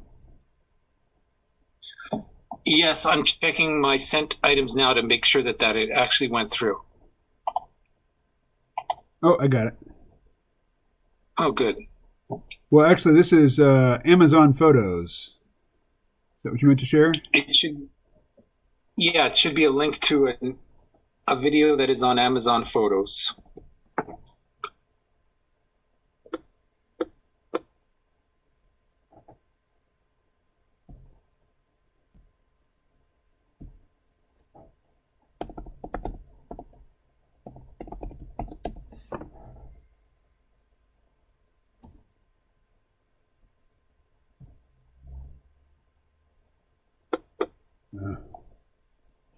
Later. Alrighty, here we go.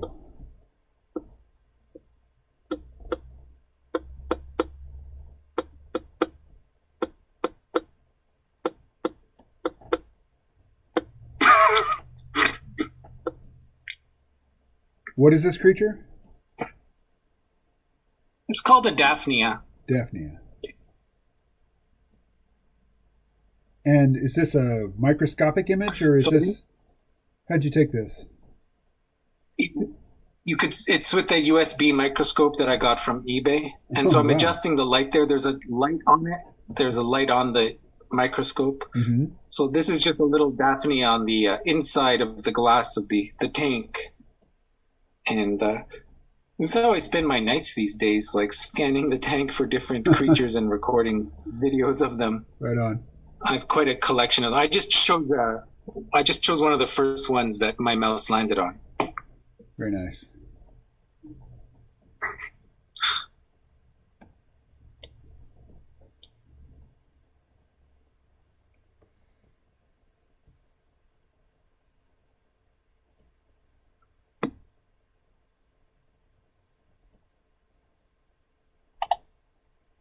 Oh, crap. All right.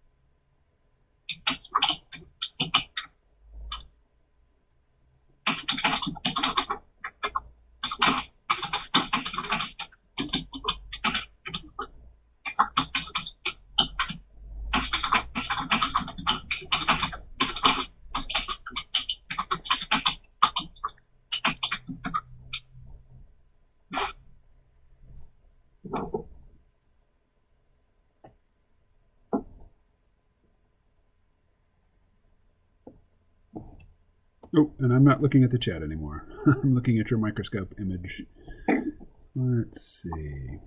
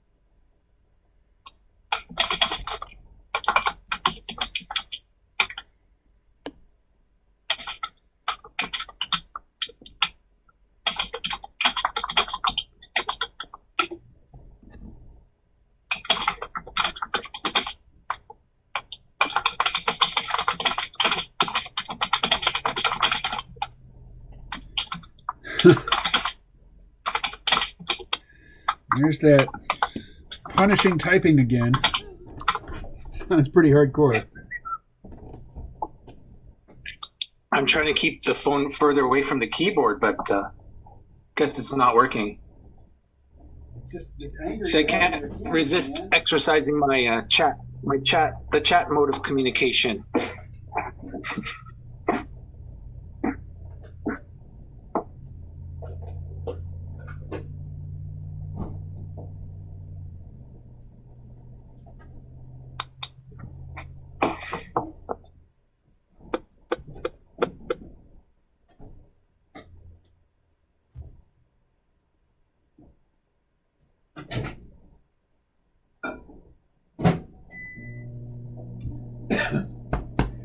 All right, my current cup of coffee will be my last for the day.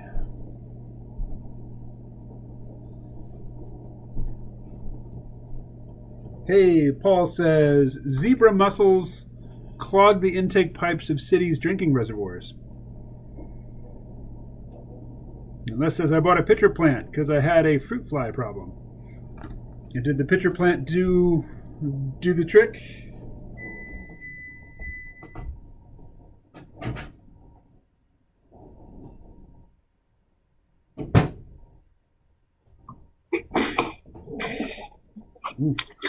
Paul asks, where are the flies coming from? Fruit.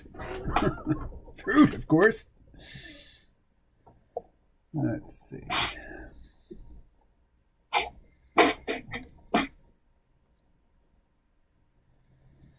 Let me guess.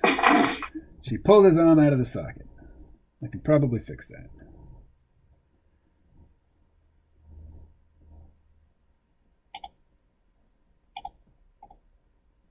No! It is not the same level, same layer. Come on. There we go. What's happening? Oh, this program. Okay.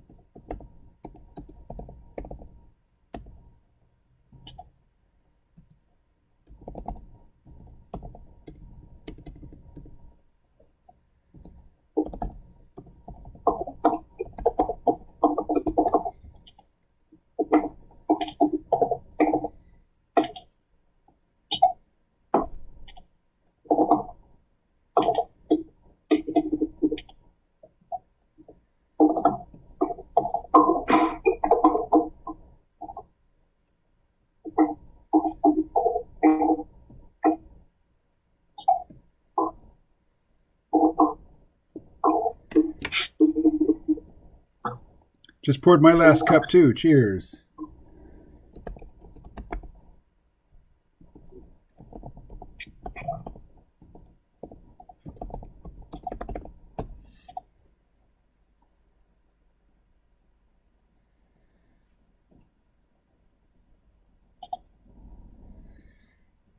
Alrighty. That. Nope, not going to work. Maybe here? Yes, that does work.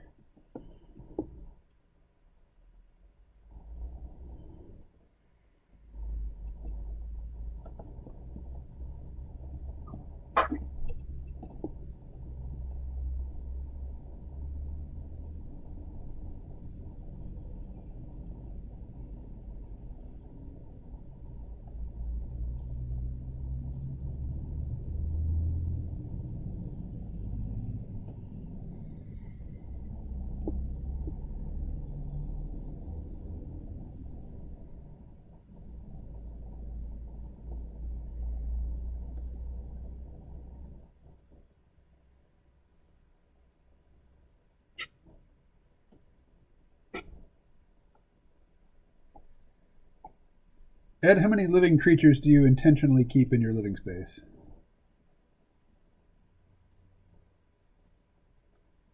I have a great many plants in my apartment. I've not counted them, but there's at least a dozen. And in the Wallstad tank, they are innumerable.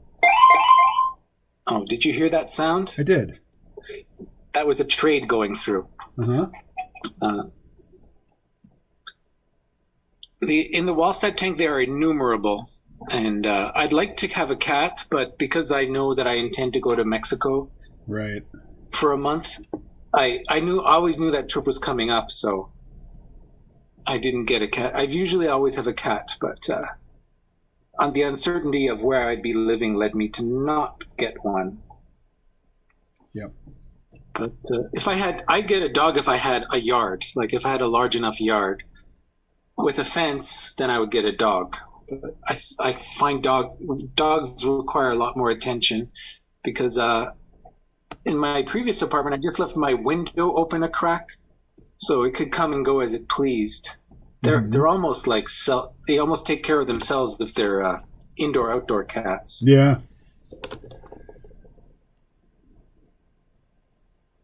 But I'm very much for having animals around. Me I think too. they're good for mental health and keep us connected to the natural world.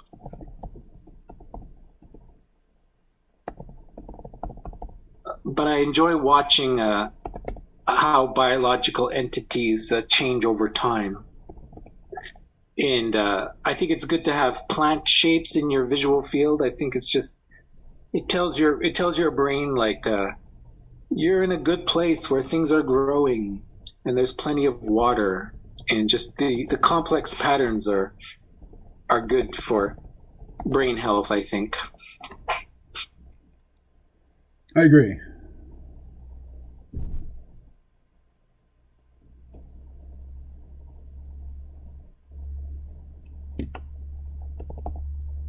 What just happened? This is one reason I'm averse to living in the centers of cities. I always like to live on the edge of cities, like that zone where the gray part ends and the green part begins, right on the edge there.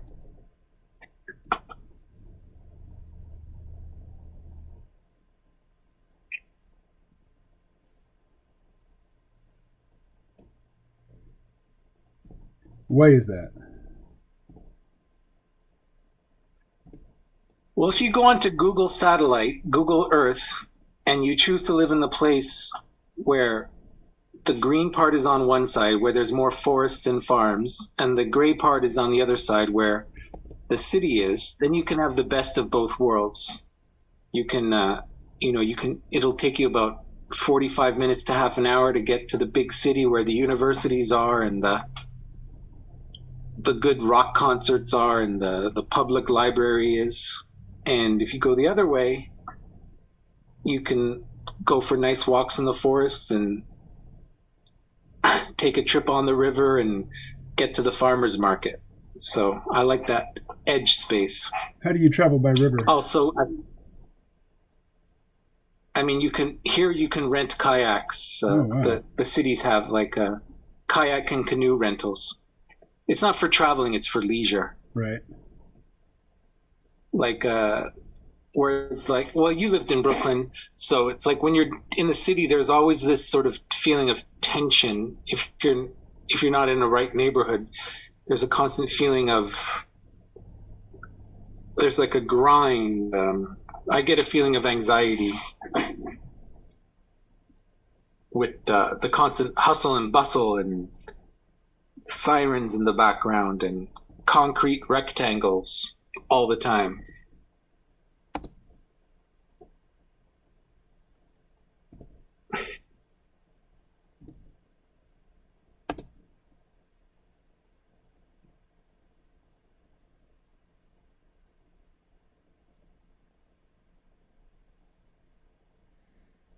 Alrighty.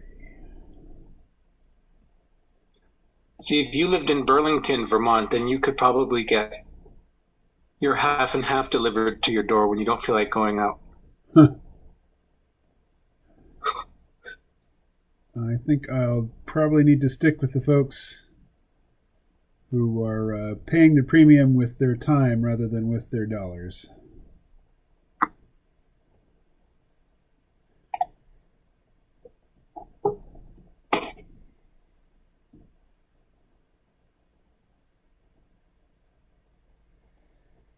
All right. See what a boring freaking process this is? Like nothing has been revealed in the last however long I've been doing this. It's just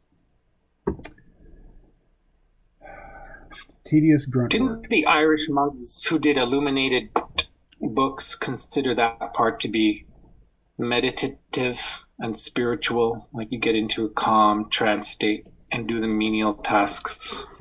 You know, it was probably psychologically easier for them to make that claim than to say, you know what? I just spent 2 months transcribing like 3 pages of a book. Paul has a question mark here. The suburban life, close to nature, but only a car's drive from the city. Being a white person, we stick out like a sore thumb in some neighborhoods.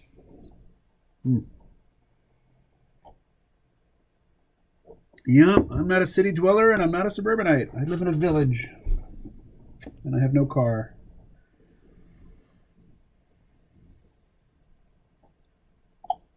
I'll read Paul's text that came before that. Okay. Sorry. Les's.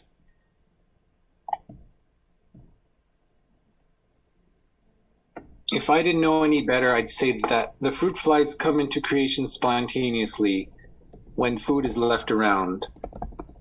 I love the ecological good news, bad news joke of invasive species. Bad news, we have invasive zebra mussels. Good news, the water is crystal clear. Good news, we'll introduce goby fish to eat them. Bad news, the goby fish got out of control. Good news, we'll introduce goby fish to eat. Good news, we'll introduce snakes to eat the gobies. Bad news, etc., etc. Then Pulp says that a lot of houseplants we keep actually have entheogenic properties. And then after what Paul wrote, Les asked, "You live in a predominantly Black or Mexican community?" And at this point, I would like to assert that nature is always changing. So a lot of people say, like, there's naturally supposed to be a forest here. But if you were to run the tape, if you were to run 50,000 years of ecological history and fast forward, you'd see that there are constant changes. Sometimes a field, sometimes a beaver dam, sometimes a forest. So the idea that there's one steady state that it's supposed to be, I think, is incorrect. I agree with you.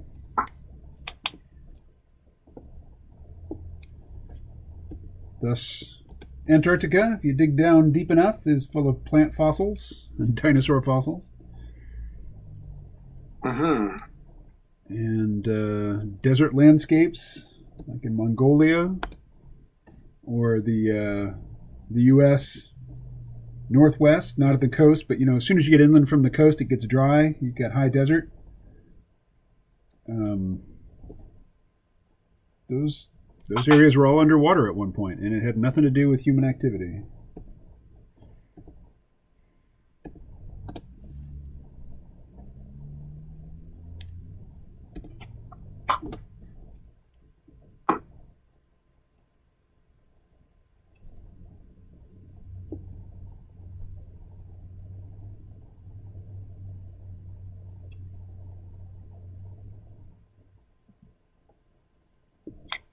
Les says the Sahara Desert was lush swampland a mere 12,000 years ago. 12,000 years ago? Well, the change then might have had something to do with human activity. Well, there was the people from Kurzgesagt, they advocate that the world calendar should start at the date at which we have evidence of the first human settlements somewhere in modern day Turkey. Yeah, which makes it real easy. You just put a 0 on the current calendar. Mm-hmm. Yeah. And there was this moment, it seems to be associated with the end of the last ice age, because there were big, big changes once that ice age ended, which is about 12,000 years ago.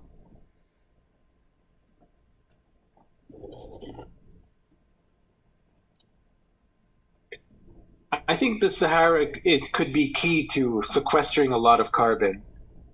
Because the Sahara Desert, there's so much solar radiation, untapped solar radiation there. I actually have a whole presentation called Forestation Nodes, which involves masts placed in the Sahara Desert, that generate electricity and cast shade.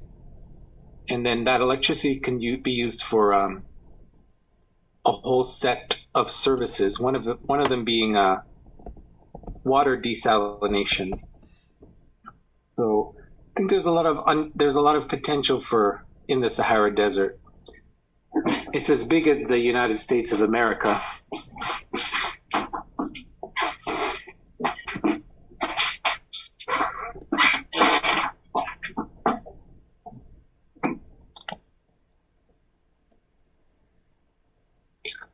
Les wants me to know that plants already sequester carbon and that carbon is a moot point. Yeah, depends on your time scale.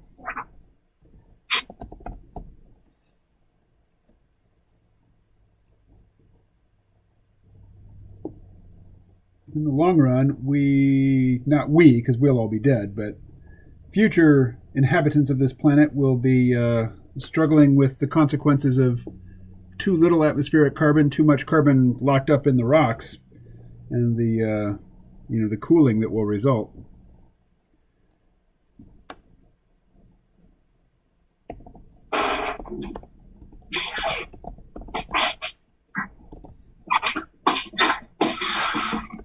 Do you think all the hair pulling and teeth gnashing around climate change is overdone? Yes.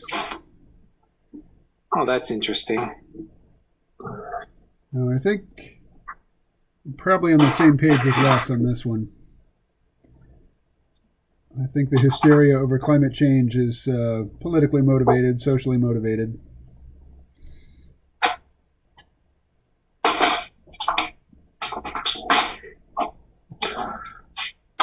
Well, here what it's meant is very uncomfortable heat waves. There was one in late May and a few prolonged ones in July and August. But other than that, it's been offset by a much more comfortable Septembers and Octobers and even November. This year, anyway. Well, this is going into my fifth winter in Vermont.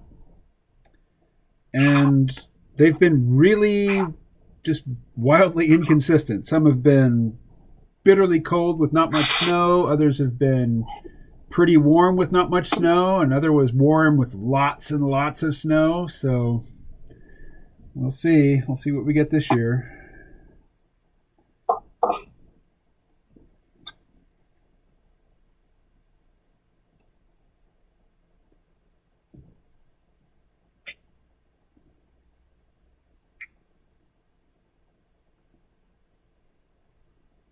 Let's see.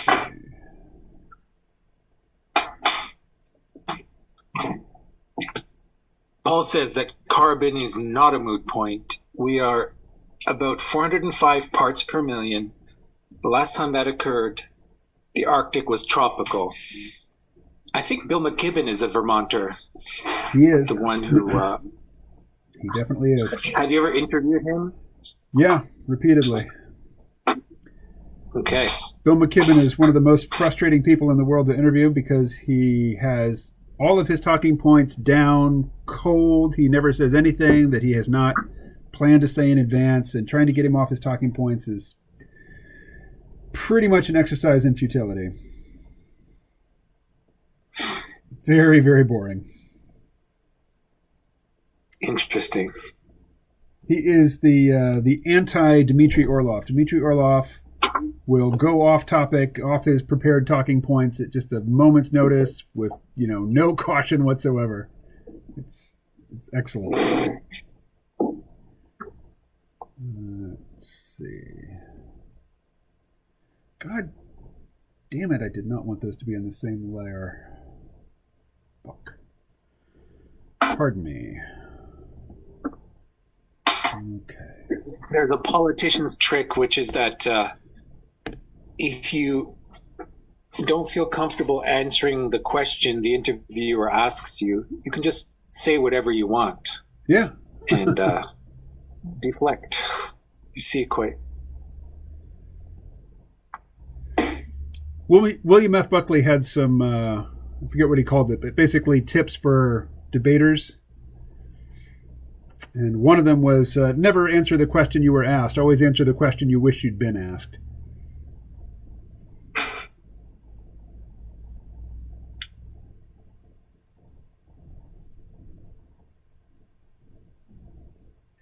And then you see the journalists who are aware of that trick and then don't stand for it and just say, "You didn't answer my question, sir." And then repeat the question. Those are always interesting moments. You don't see that much.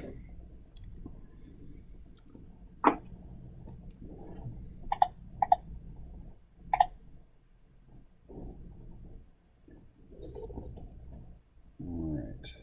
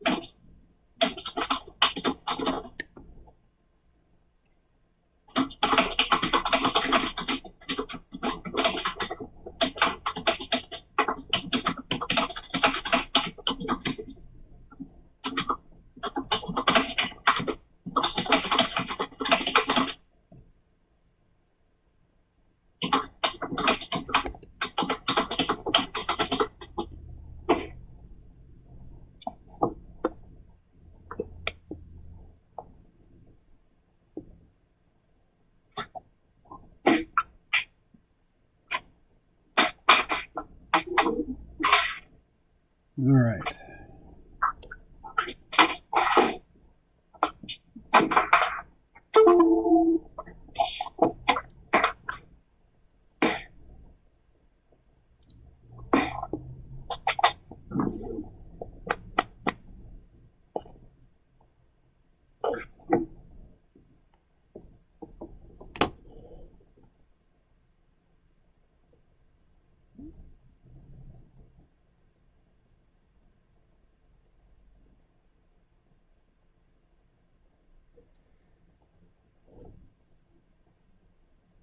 Wow, look how slowly my computer is populating this list of files. Okay, there we go. 94.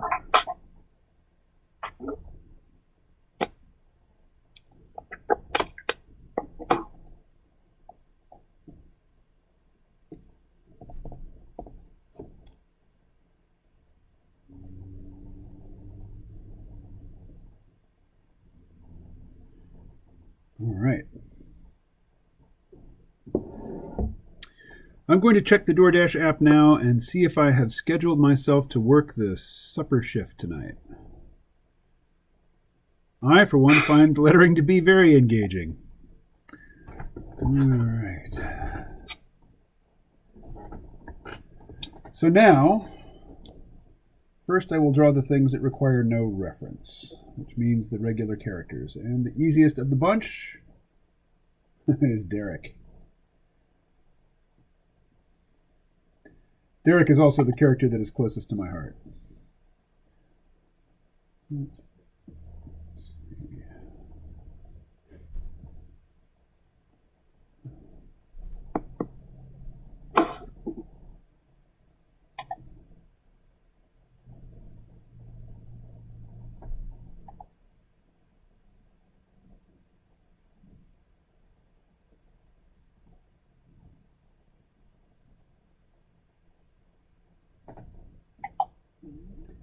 All right.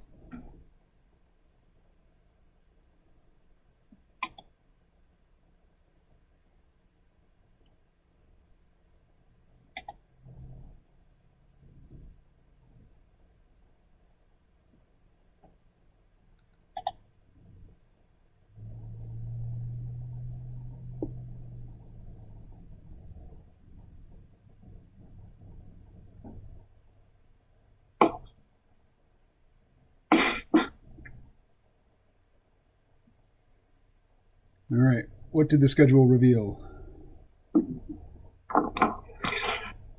The schedule revealed that I had not scheduled myself to work tonight, but there are availabilities in that river town half an hour west of me, so I scheduled myself to work there. I haven't been out yet today, and I find getting out and working to be quite salutary or salutary.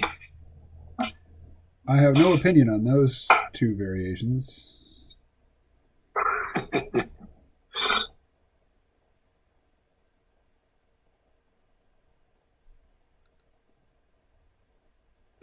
I get very reactive to the way to the words that radio broadcasters use, irrationally so. Yeah, I'm like that with newscasters. I don't like. I expect more of them because I'm jealous of them. I think I can do as good a job or better.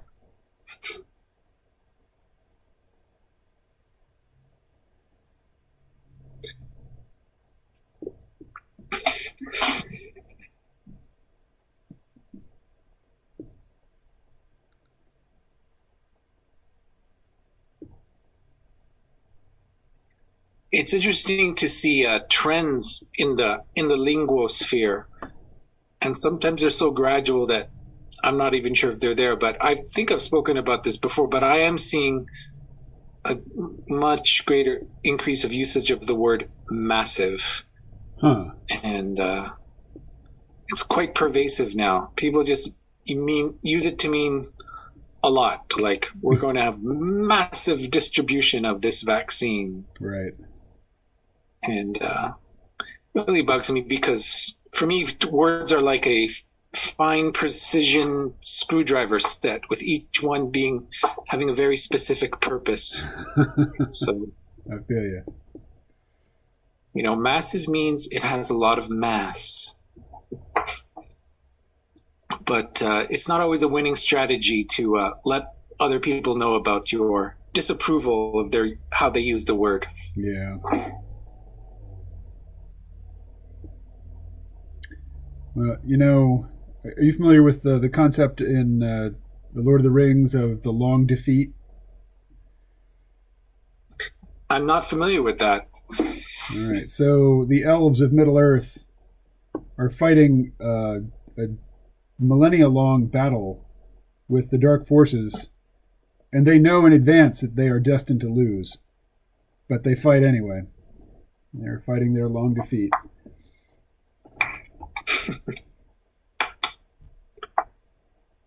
So I've been fighting the long defeat against decimate. People use decimate to mean destroy or devastate. I mean, what they mean is devastate, but it comes out decimate. And I tell people, no, decimate means to reduce by 1/10. And they think about it. They're like, oh, yeah, that makes sense. But I've, for the last 30 years, I've been watching that battle being lost. And the word decimate is just becoming devastate. And begging the question, of course, is the other. People use begging the question to mean raising the question. Yes, and I think you and I have clashed online about podium versus lectern. Oh, but that's interesting. I don't have a strong opinion about that one. Well, podium relates to the word for foot, like podiatrist, a foot doctor. Right. So you step on a podium, like at the Olympics, the podium for the gold medal winner is higher than the silver medal winner, which is higher than so it's meant you just step on it with your foot. Right. Whereas a lectern is meant you lecture people in front of it, and you can put your lecture notes on it. But very learned people use the word podium when they mean lectern. President Trump stood in front of the podium at the White House press briefing room and said XXX. But it's right there in the word podium, the thing you put your feet on. A funny thing about that for me is a lectern is an object in Minecraft, and it is called a lectern. And it's the thing that you stand in front of and make a speech to a room full of people? Yep. It is the job site block for the librarian character. Or the librarian villager. Let's see.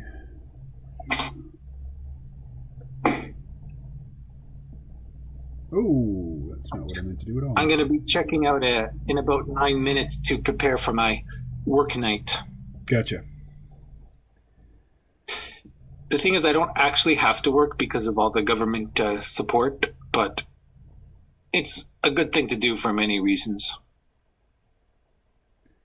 Yeah. Technically, I'm working now, but it would be good if I had some reason to leave my apartment.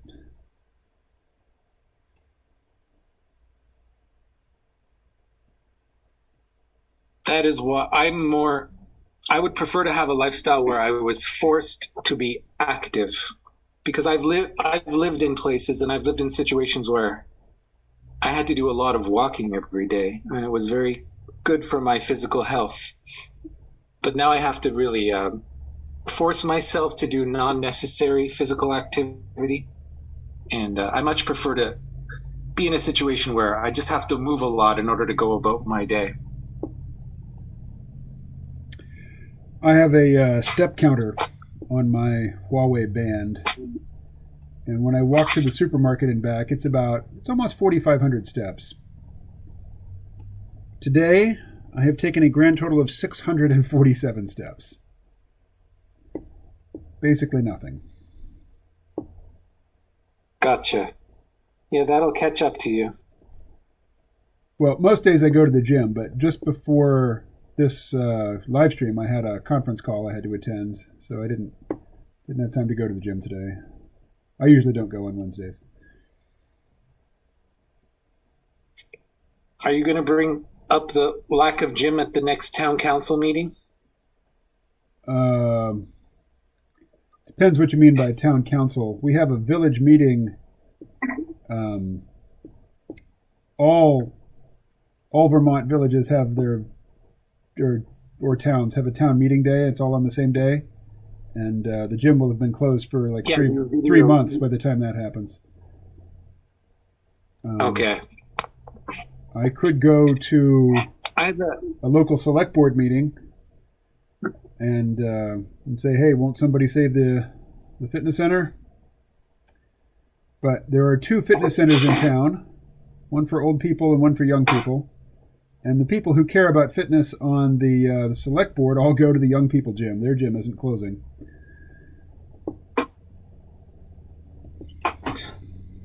It's my understanding that here in Quebec, every municipality is required to provide fitness facilities for their citizens. Not necessarily indoor, but it's like it's something that every town has. And I think they even receive a budget from the provincial government, but it's part of their mandate to ensure that the facilities are there for the population to stay physically fit. Well, that's a very Canadian thing to do. That's lovely. But yeah, we have no such obligations here. The gym is a because of private enterprise, and because nobody's going, because they're all afraid of COVID, it's going broke. See, that's what having a universal healthcare system does. An ounce of prevention is worth a pound of cure. So yeah, it incentivizes the government to get people to, maintain their health rather than to address it for profit after the fact, after it's gone wrong. Mm-hmm.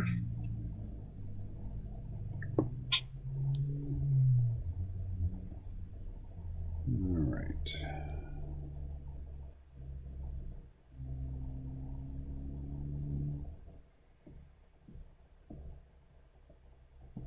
I was wondering about the TV studio in Bellows Falls, the community TV studio. Mm-hmm. They're open. There's somebody who appears in your videos often, Colin. Yeah. I think he works there. He does, yeah. And I was thinking I was wondering if this is correct or not, or if that community TV studio benefits from democratic or the fact that the Democratic government pushed Comcast to support the TV studio, and so that everybody that has a job there is a beneficiary of non-market economics policies. The fact that there was a push. See, I don't know if the government that pushed for the creation of that community TV station was Democratic or Republican, but I assume it's more of a Democratic thing to do. So it's a Democratic state. That a lot of people. Pardon me? It's a Democratic state, and right now we have a Republican governor, but his predecessor was a Democrat. And Comcast had this sweetheart deal with the state of Vermont. They got basically a monopoly on broadband service. Providing broadband service via coaxial, and they also had no obligation to make sure that it was universally available. So for people living out in the boonies, Comcast has no obligation to make sure that they have access to service. But one of the things Comcast was required to do was to provide some support for community TV stations. And their obligation to provide that support is coming to an end, although their monopoly will go on. So yeah, the station, and more specifically the station manager, is searching high and low for some new model to generate revenue with the station, just at a time when, the economy is basically collapsing. And lots of small businesses are going out of business. Although, his business does not depend on walk-in traffic. And the people who have been doing shows on the network for years are undeterred by COVID. They're still working, still making new content. So I would think that anybody who gets a salary from that system would support the mode of government that sustained that setup, that created that setup, which I would think would be more left-wing policy. So I'm surprised that not everybody who works there is more inclined to support left-wing politics. Well, there are only two employees, Alex and Colin. Okay. Alex is a Democrat, Colin is a Republican. A young libertarian Republican. Gotcha.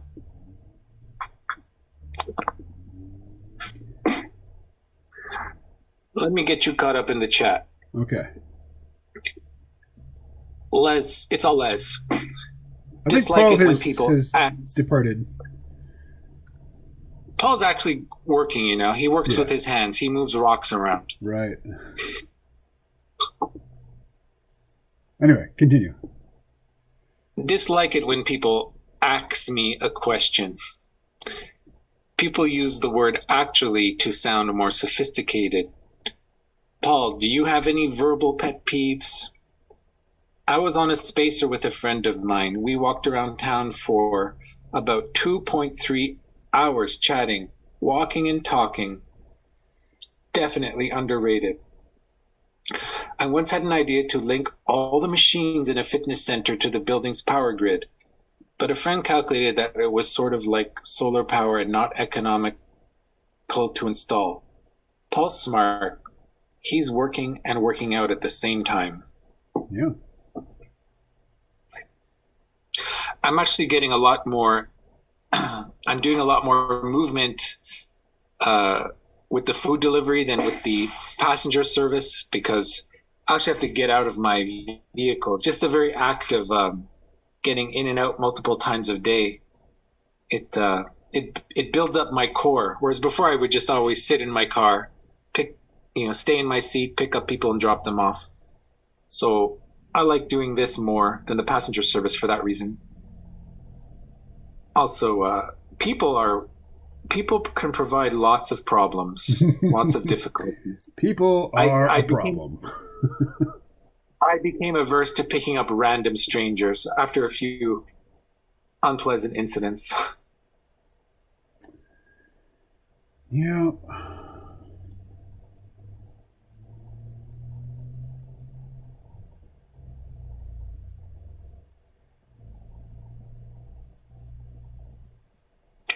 That said, I'm very grateful for Uber because I was interested in being a taxi driver before because I just like solo jobs. I like that independence, freedom, and that not being complicated, not having life overcomplicated by complex social relationships like in an office. And but to become a taxi driver, there were so many hoops to jump through. Whereas with Uber, I just needed like the smartphone and a car that met their criteria, and like you're good to go. What were the criteria for the car? It had to be of a certain age. It had to be a 4-door, and it had to pass a safety inspection. So it couldn't be a 2-door car. It couldn't be an old junker. At the time when I started in 2015, it was no older than 10 years old. And then it got tighter. Then later it got 7. but over time, what happened is the government started regulating them, so it's becoming more and more like the taxi industry now. But one of the main things is you don't have to spend $2,000 on a 5-week course. 5-week course in what? Driving? To be a taxi driver, you have to go to a certified taxi school, and you have to pay $2,000 and take a 5-week course just to teach things that are very obvious and unnecessary. Like you have to learn the name of all the bridges, which you never actually need in your in your day-to-day life. So Uber just cut through all of that and just said, "You want to drive people around? Go for it." But that was like in the early days when they were just starting up and they were flouting all government regulations. Right.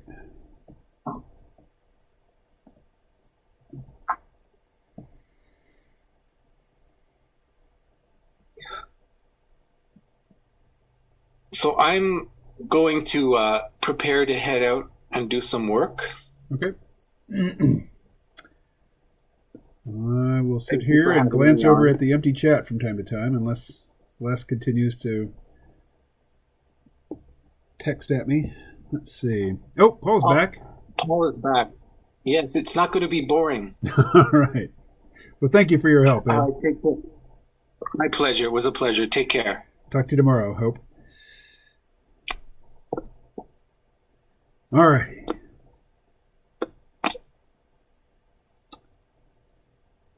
Paul's smart. He's working and working out at the same time.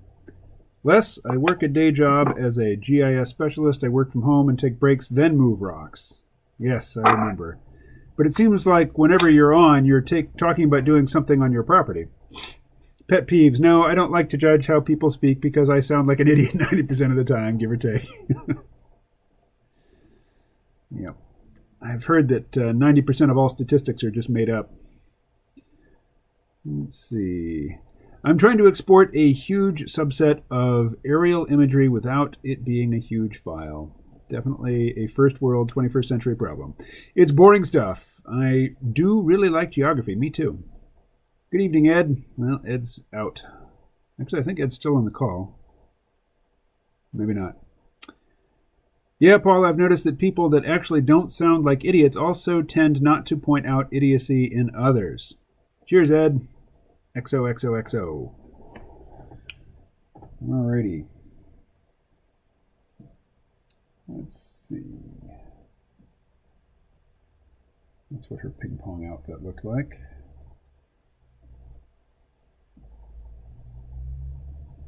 Alright. So we're going to take this way down. Yeah. It was a very rough guide.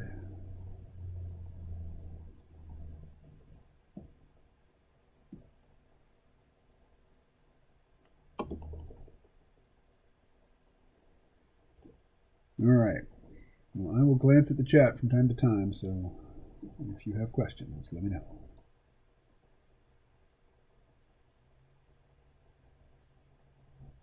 She needs to be leaning forward more.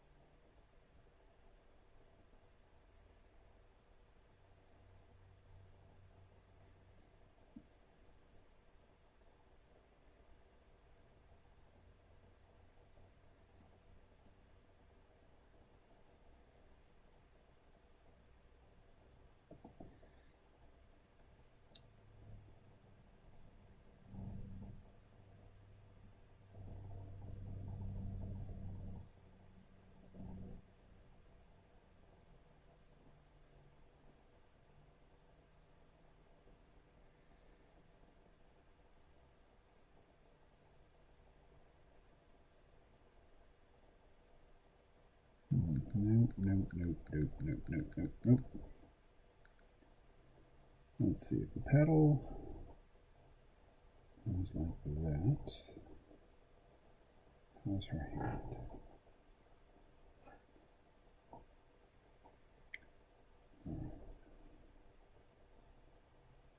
Like that.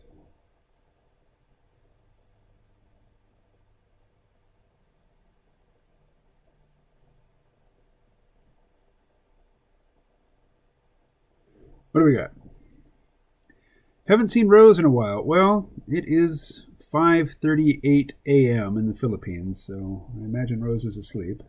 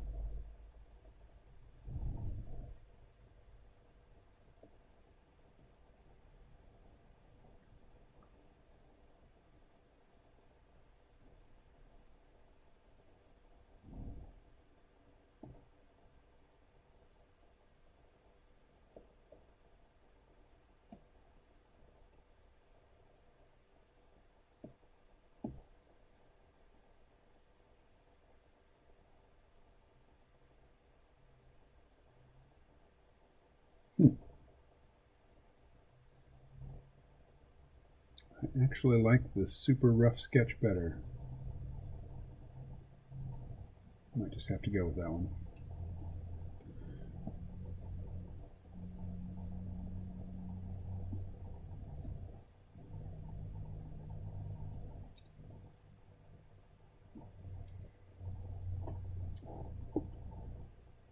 Just clean it up slightly. What else we got?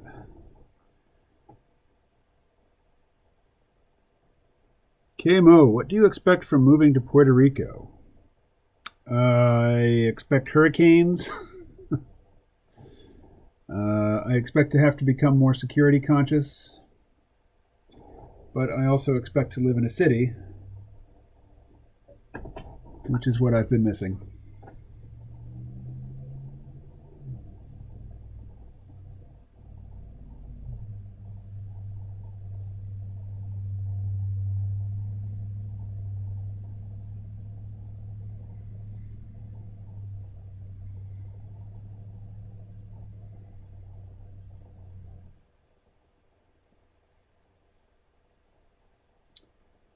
I also expect to not owe any federal income tax, which will be nice.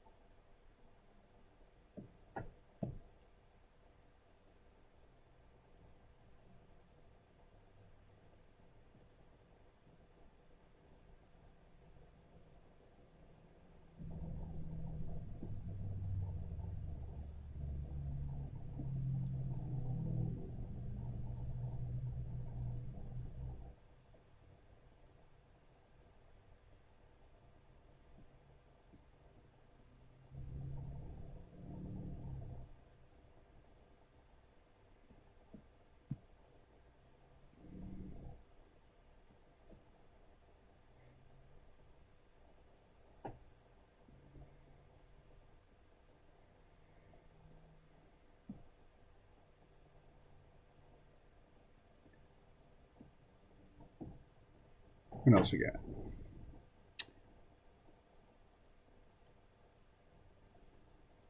Paul says, yes, Texas is beautiful and I like the weather. I dislike the conservative politics that dominate the state or the suburban landscape.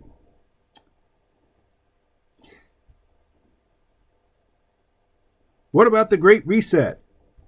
Yeah, I think Les is the one to hold court on the topic of the Great Reset. Les, who at least I just hate the winters. Oh Lord, lordy, lordy. Okay. So the key here is not to get too fussy about the details here in this image.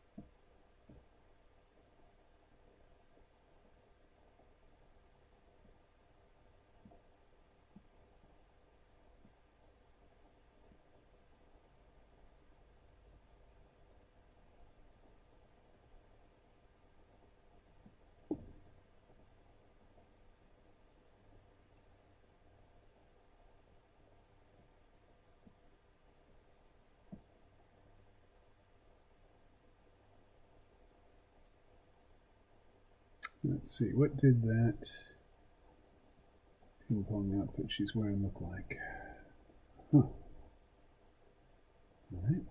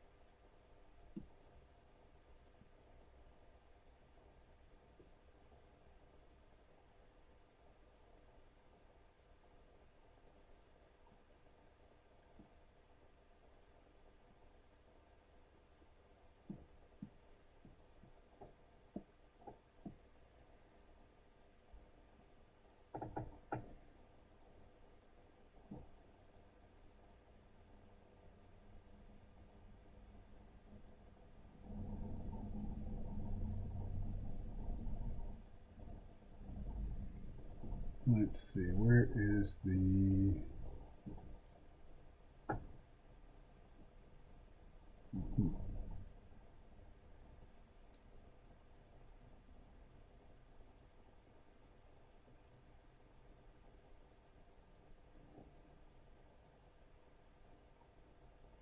Can I get that down to 3 lines? Probably not. Maybe I could go with an extra line. Just leave it as is. Or I can take joints down a bit.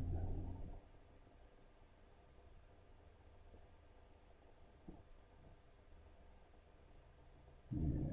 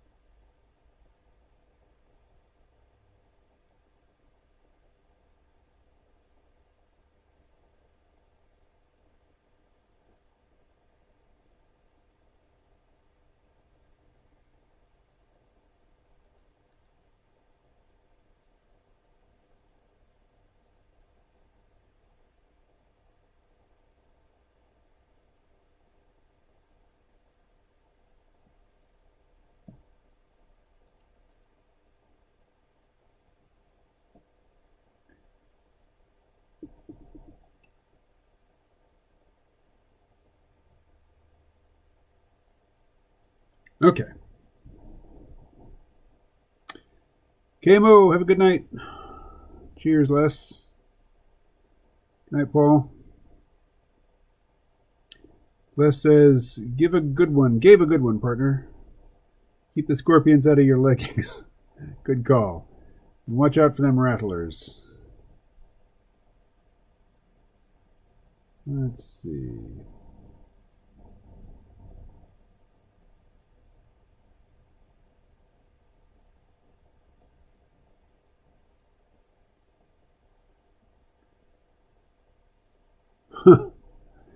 Don't like walking in cowboy boots, eh?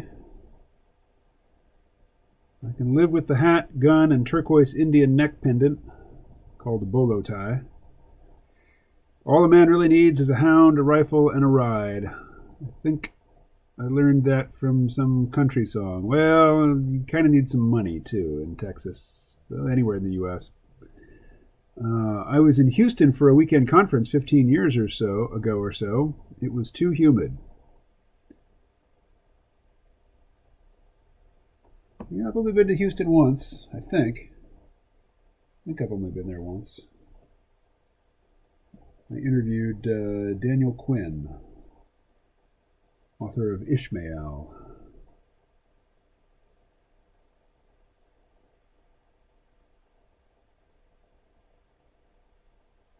All right.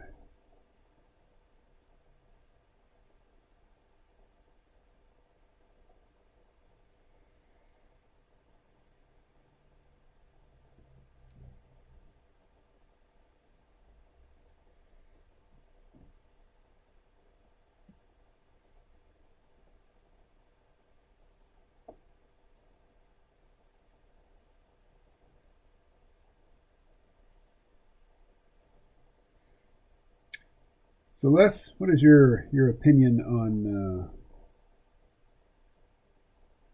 the global response to climate change?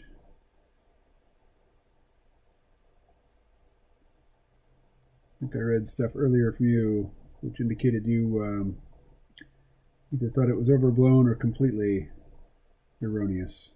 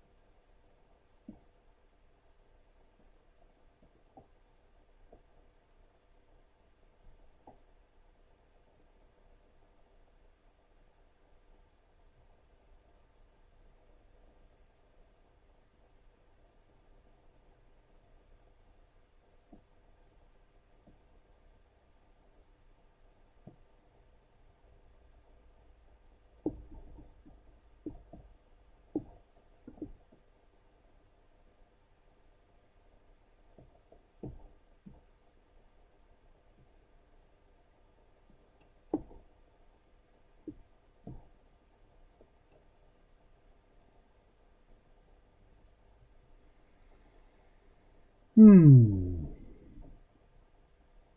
1 sec. Another phone call. All right. Yeah. If we don't get to it today, we can get to it another day. I'll be out of here in just a few minutes.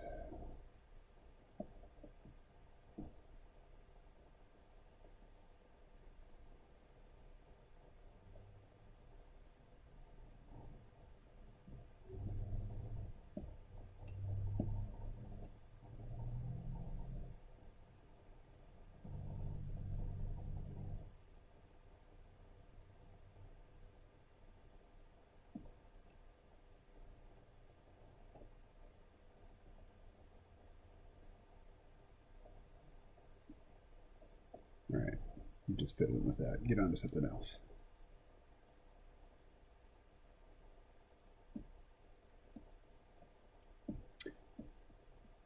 I know what Pix looks like, so let's do her next. But let's move her over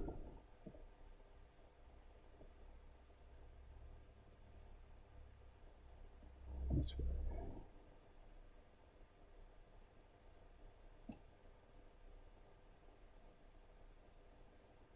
more. Let's just obliterate her entirely.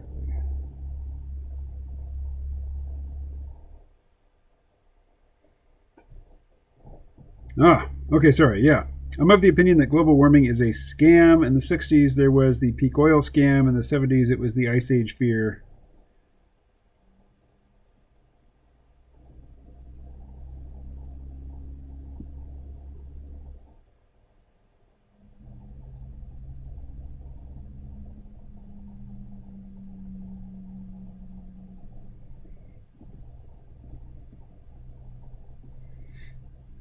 All right.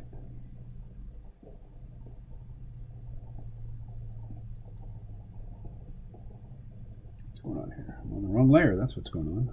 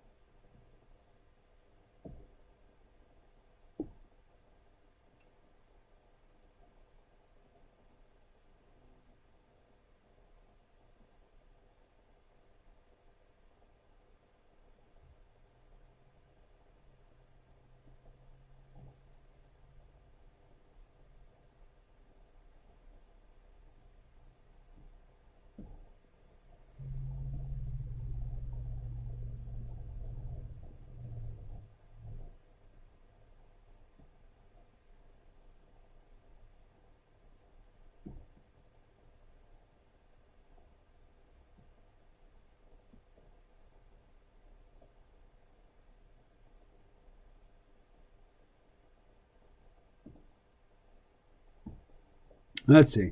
Before I came to a personal conclusion, I always do research, and I've done mine regarding the global warming scam. Started off a believer, mind you, but the more I looked at both sides of the argument, I started to realize that there was an agenda. You can tax carbon. Hard to contrive something to tax something we do that leads to global cooling. Heck, we're made of carbon. The whole agenda is ridiculous and anti-human.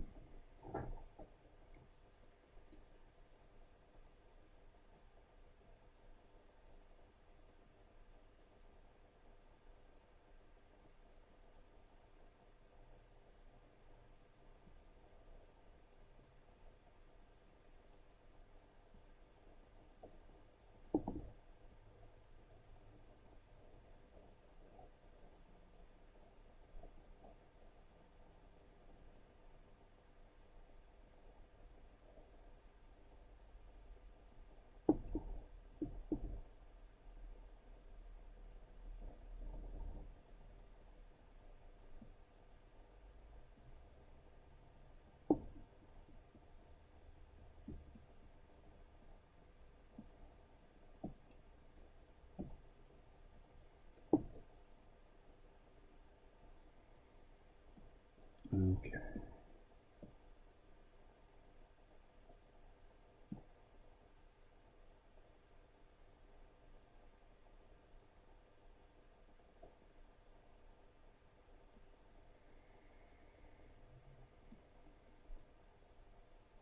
All right. Human nature doesn't change. Back in the late Middle Ages, you had to pay the church to go to heaven, or else you'd go to hell. Nothing has changed. Well, Martin Luther did stir up a little bit of poo there, didn't he? With his, what was it, 98 Theses? I forget the exact number. All right, well, it is 4:59, so I'm not going to shut it down until I see the 500, but oh, there it is, 500. Okay, I'm out. So Les and whoever the other folks who are still watching are, thank you very much. I will be working on this again tomorrow, so I will talk to you then. Bye.